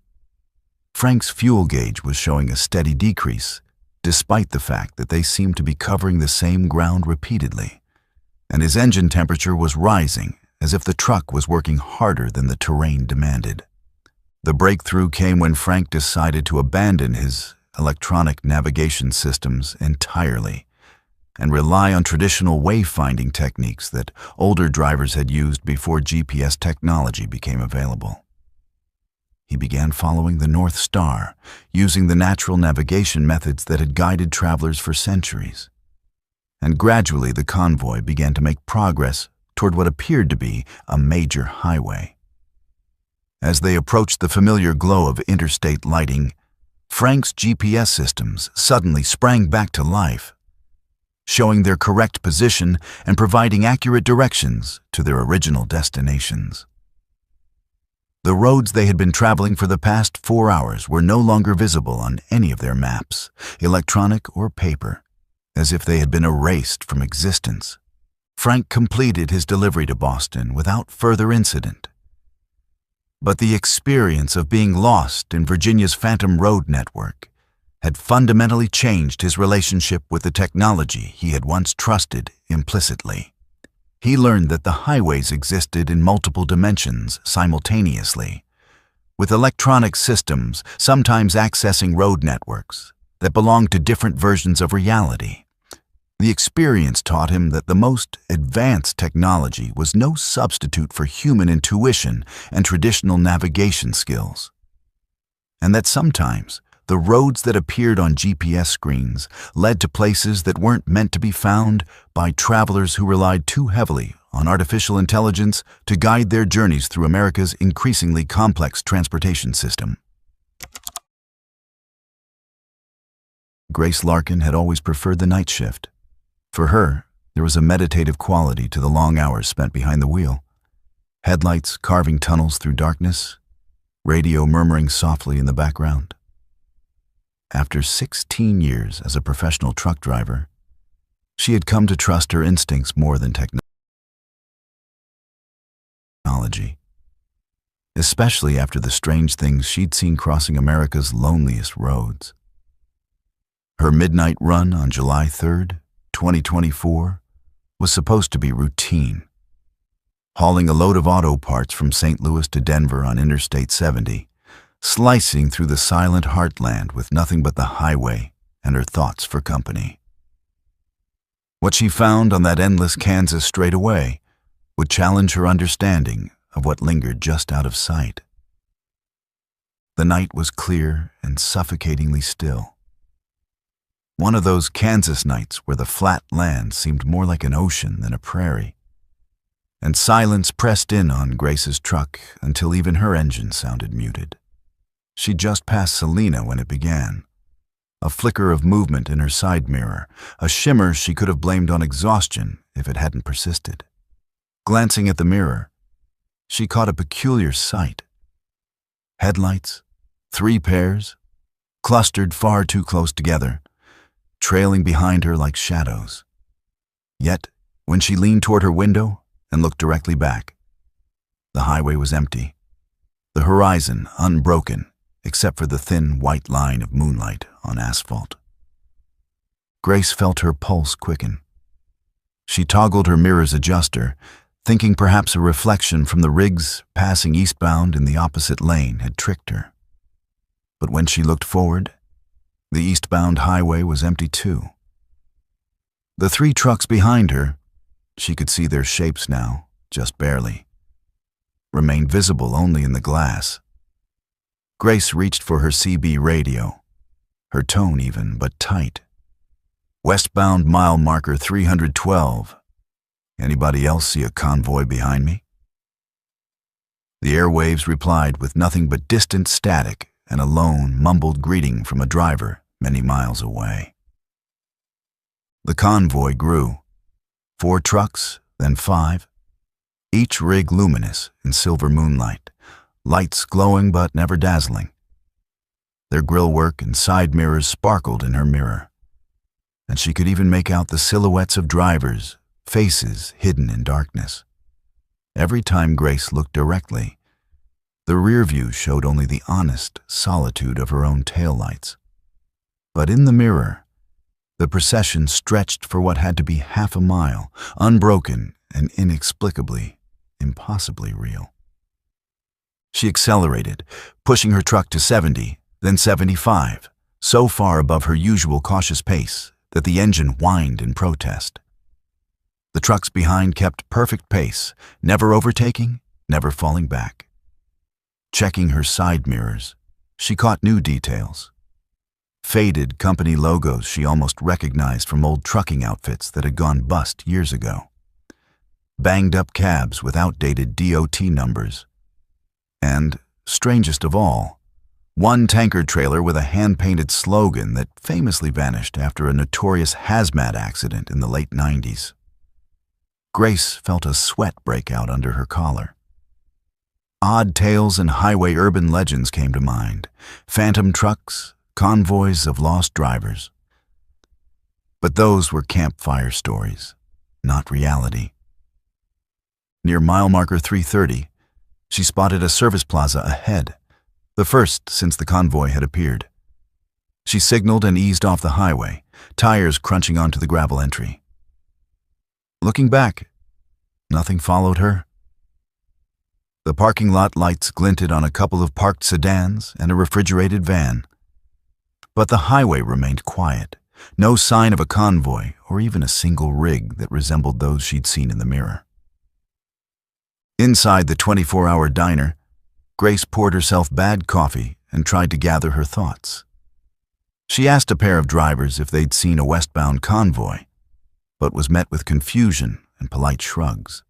There had been little traffic, they said, much less a line of trucks riding bumper to bumper. Before heading back to her truck, she washed her face in the restroom, replaying years of stories told by old-timers about ghostly motorists, phantom loads, the kinds of things you only see in a reflection. Back on the road, Grace steadied herself, determined to finish her run and, if necessary, blame what she'd seen on stress. For 20 minutes, the drive was routine. Then, as she crossed a lonely section between exits, she caught movement in the mirror again. The convoy was back, this time closer, as though they'd only paused for her break. She pressed her eyes shut, looked out the side window, saw nothing. But in the mirror, the ghost trucks hummed along behind her, now with their turn signals blinking in a slow, rhythmic sync. Her radio crackled. A gravelly voice, barely audible, floated through the static. "Grace, you see us, don't you?" Her hands went cold. "Who is this?" she demanded, but the voice only replied with a low, almost tired laugh. "We ride the night. Only a few ever look back the right way. Want to join the convoy, Grace?" More voices, muted, overlapping, as though truckers from generations past had picked up their mics after all this time, murmured her name. Grace's mouth went dry. "No thanks," she said, voice barely above a whisper. She switched the radio off, heart pounding. Over the next 10 miles, the highway curved through a series of shallow hills, and the lights in her mirror slowly faded, one by one, until only darkness returned. By dawn, exhausted but resolute, Grace rolled into Denver. As she climbed down from the cab, she caught a reflection in the side mirror. For just a moment, she thought she saw not only herself but a dozen drivers standing behind her, faces distant, watching through the glass. She never told the company dispatcher what happened that night, but she did share the story at the next truck stop, where an older driver nodded grimly and said, "You glanced into the convoy of shadows. Some say they're the lost, Some say they choose one of us every year to join them. Doesn't matter. Just keep your eyes on the road, and don't look too long in the mirrors after midnight. From then on, Grace made a habit of glancing back less often and drove with the intuition that not every reflection is meant for us to see. She'd learned there are parts of the road that belong to the living and others that belong to those forever riding just out of sight, visible only in polished glass and moonlit dreams. If the price of the night shift was seeing more than she bargained for, Grace showed up for work just the same, her headlights cutting through the dark, tracing the thin, uncertain line between the world we know and the one riding silently, eternally just behind us.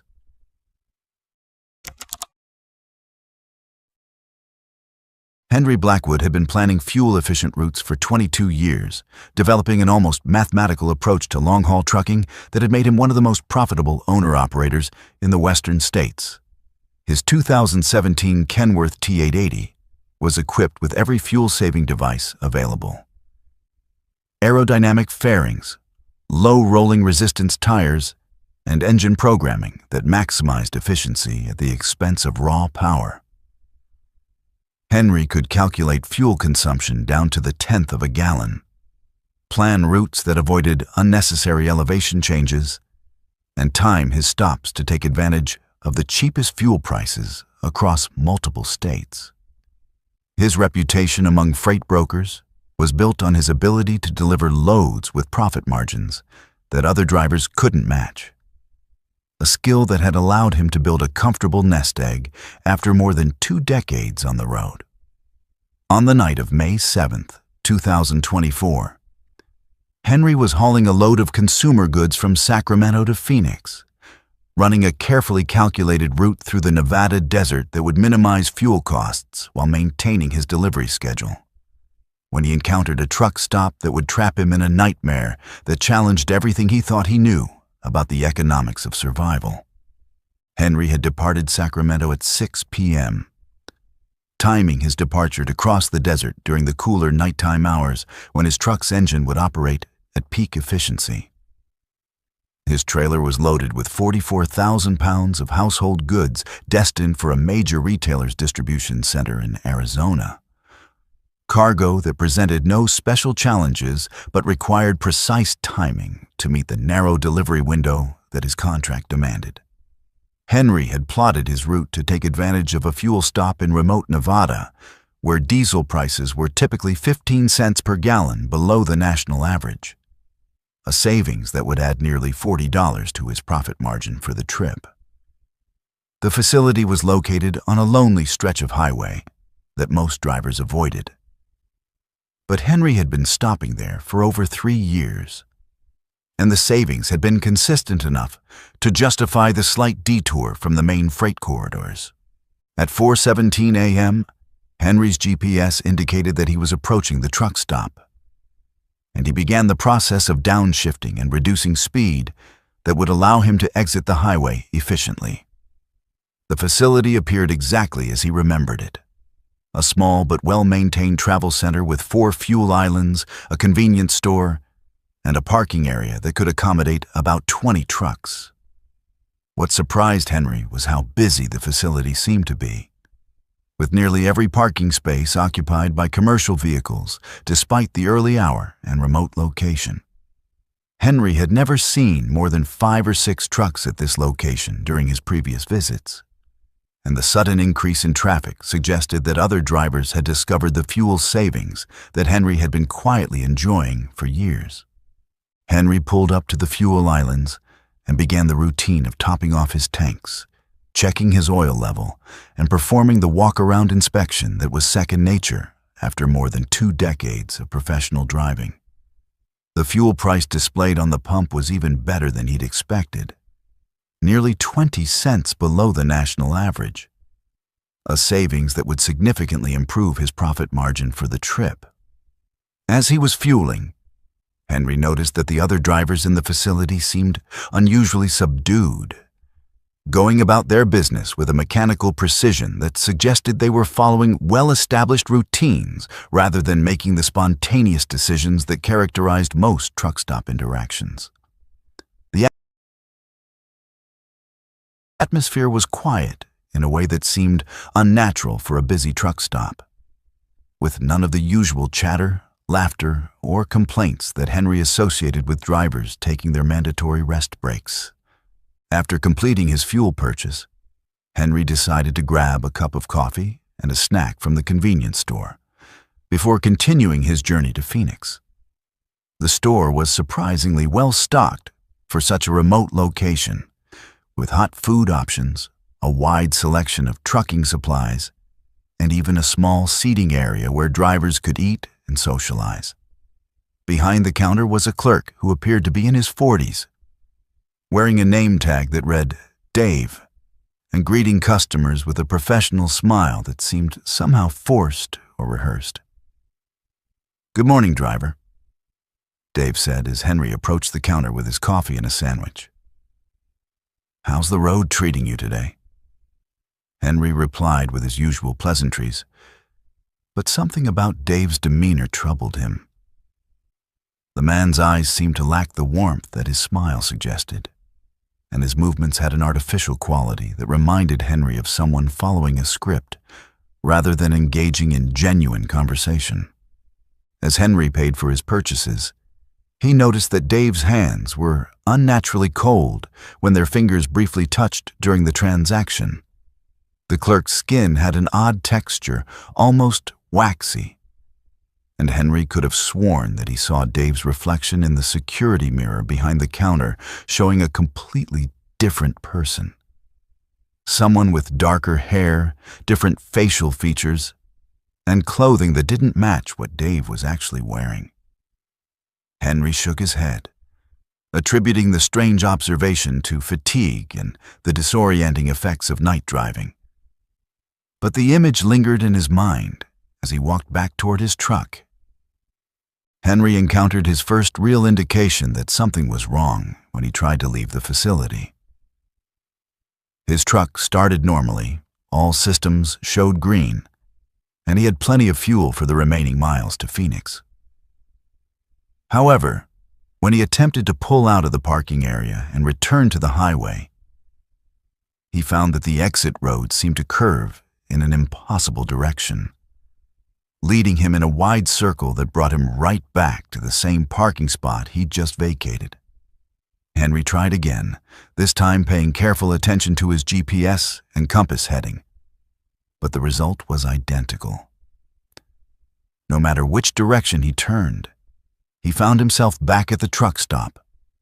The GPS showed him moving in a straight line away from the facility, but his physical location remained unchanged, as if the truck stop existed in a pocket of space that was disconnected from the normal highway system.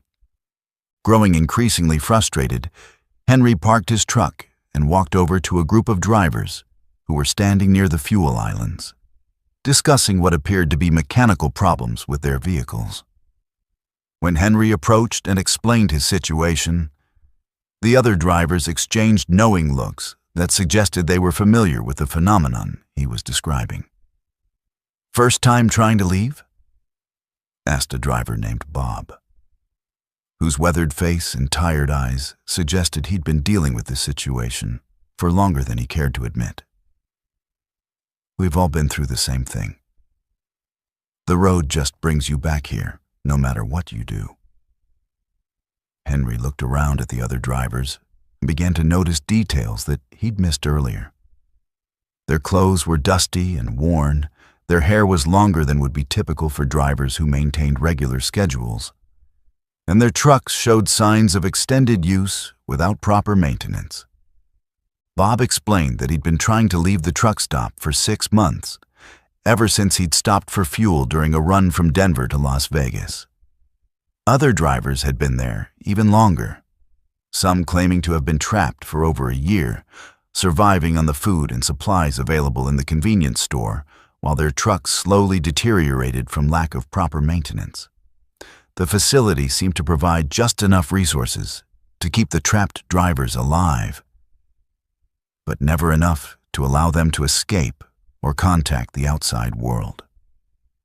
Cell phones had no signal, CB radios couldn't reach beyond the immediate area, and satellite communication systems showed no available coverage.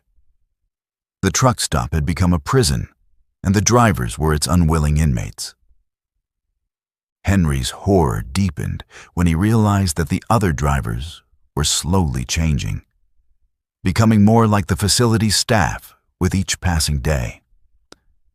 Their personalities were becoming more subdued, their conversations more repetitive, and their behavior more mechanical. Some of the drivers who'd been there the longest seemed to have lost interest in escape entirely, content to perform the same routines day after day, without questioning their situation. Henry noticed that Dave, the clerk behind the counter, had the same tired eyes and weathered appearance as the long-term prisoners, suggesting that he might have once been a driver himself before becoming part of the facility's permanent staff. The most disturbing discovery came when Henry realized that the truck stop existed in a temporal bubble, where time moved differently than in the outside world. His truck's clock showed that he'd been at the facility for several hours.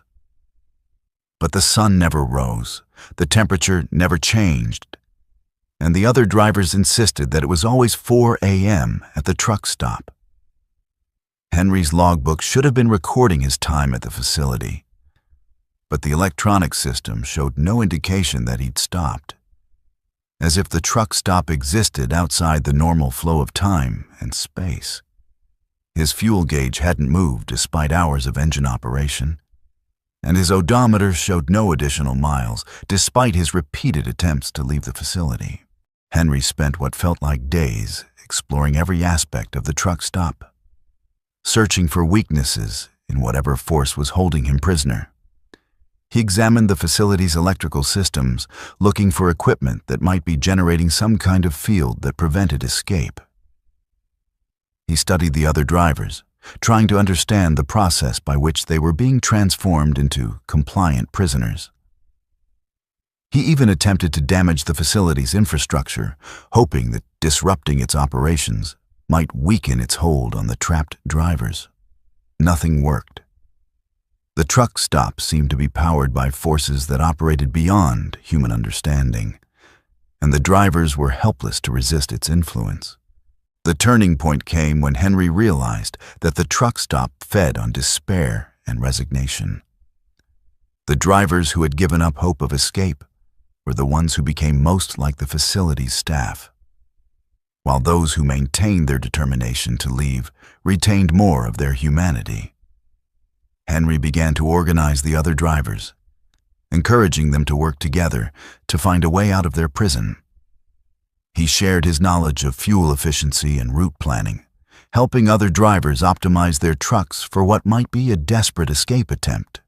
Most importantly, he refused to accept the facility's apparent permanence, insisting that there had to be a way to break free from its influence. Henry's breakthrough came when he realized that the truck stop's power was strongest during the artificial 4 a.m. hour that it maintained, but weakened slightly during the brief moments when the facility's systems reset themselves. During these microsecond intervals, the exit roads would briefly connect to the real highway system, offering a narrow window for escape. Henry had to time his departure perfectly, gunning his engine at exactly the right moment to slip through the gap between the truck stop's reality and the outside world. The escape was successful, but it came at a cost.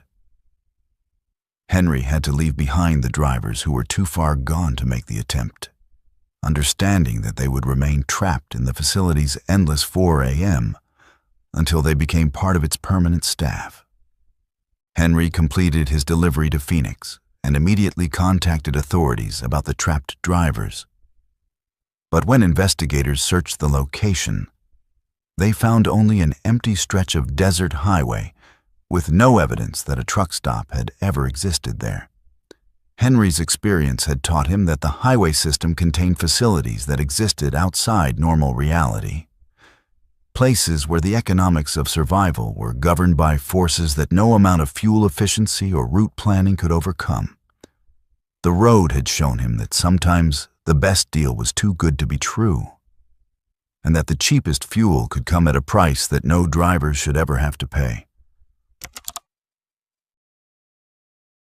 Marcus Hendricks had been hauling freight across America's highways for 23 years, building a reputation as one of the most dependable drivers in the long-haul industry. His 2014 Peterbilt 379 was a classic beauty that he'd maintained with obsessive care. Every chrome surface polished to perfection, every mechanical component serviced according to a schedule that would have impressed military logistics officers. Marcus had seen every kind of load, driven every major route, and weathered every challenge that the trucking industry could throw at a professional driver. He'd survived economic downturns, regulatory changes, and the technological revolution that had transformed the business he'd entered as a young man, with nothing but determination and a commercial driver's license. On the morning of August 15th, 2024, Marcus was completing what he believed would be his final run before retirement, hauling a mysterious load from Las Vegas to an address in the Nevada desert that didn't appear on any map. When he encountered a delivery destination that would force him to confront the ultimate boundary between life and death, Marcus had received the assignment through a freight broker he'd never worked with before. A man named Sullivan, who'd contacted him directly with an offer that was too lucrative to refuse. The load was classified as specialized transport, with a rate of $5 per mile and a delivery deadline that seemed almost impossibly tight. The pickup location was a warehouse in an industrial district of Las Vegas, and the destination was listed as a set of coordinates in the middle of the Nevada desert, approximately 200 miles northwest of the city. Sullivan had been vague about the nature of the cargo, describing it only as extremely sensitive materials that required absolute discretion and perfect timing.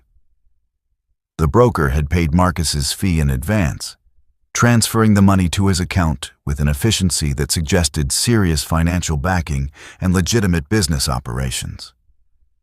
The pickup had been routine, with Marcus arriving at the warehouse at the specified time to find a sealed 53-foot trailer already loaded and ready for transport.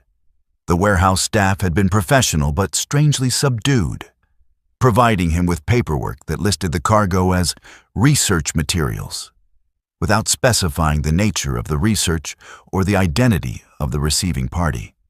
What troubled Marcus was the unusual security surrounding the operation. Armed guards, surveillance cameras, and electronic monitoring equipment that seemed excessive for a standard freight delivery. The trailer itself was equipped with tracking devices and climate control systems that were more sophisticated than anything Marcus had seen in his decades of experience with specialized cargo. Marcus had departed Las Vegas at 11 p.m., following the GPS coordinates that Sullivan had provided and expecting to reach the delivery location sometime before dawn. The route took him northwest through the desert on increasingly remote highways, past landscapes that seemed to grow more desolate with each passing mile. The night was clear and cold, with a star-filled sky that provided the only illumination beyond his headlights. Marcus had driven through this region many times over the years, but the specific route he was following seemed to lead through areas he'd never seen before, despite his extensive knowledge of Nevada's highway system. The roads were well-maintained but unmarked, with no signs indicating destinations or distances, as if they existed outside the normal infrastructure of the state highway system. At 3:47 a.m., Marcus's GPS indicated that he was approaching the delivery coordinates, but instead of finding a warehouse, research facility, or any other type of industrial building, he found himself driving through what appeared to be an ancient cemetery. The headstones were weathered and tilted, some dating back to the 1800s, arranged in neat rows that stretched across the desert floor as far as his headlights could reach. The access road was paved but narrow, barely wide enough for his truck and trailer, and it seemed to wind through the cemetery without any apparent destination. Marcus checked his GPS multiple times, confirming that he was at the correct coordinates. But there was no sign of any facility that could receive a commercial delivery. As Marcus drove deeper into the cemetery, his truck's electrical systems began to malfunction in ways that he'd never experienced before. The dashboard lights flickered, the radio produced only static, and the engine temperature gauge showed readings that fluctuated wildly despite the fact that the cooling system was operating normally. Most disturbing of all, Marcus began to see figures moving between the headstones. Not the distinct shapes of living people, but translucent forms that seemed to drift rather than walk. The figures appeared to be aware of his presence, turning to watch his truck pass and sometimes following alongside the trailer as if they were interested in the cargo he was carrying. The delivery location, when Marcus finally found it, was unlike anything he'd encountered in his 23 years of commercial driving. It was a loading dock that appeared to be built into the side of a hillside, with no visible building or structure above ground level. The dock was illuminated by lights that cast no shadows, and it was staffed by figures in dark uniforms who moved with the mechanical precision of people following well-rehearsed procedures. Marcus backed his trailer up to the dock, following the hand signals of a supervisor who communicated only through gestures, never speaking or making eye contact. The unloading process was swift and efficient, with the uniformed figures transferring the cargo to vehicles that looked like hearses, long black cars with tinted windows and specialized equipment for transporting what appeared to be human remains. As the unloading progressed, Marcus began to realize that the cargo he'd been transporting was not research materials or industrial equipment, but rather something far more disturbing.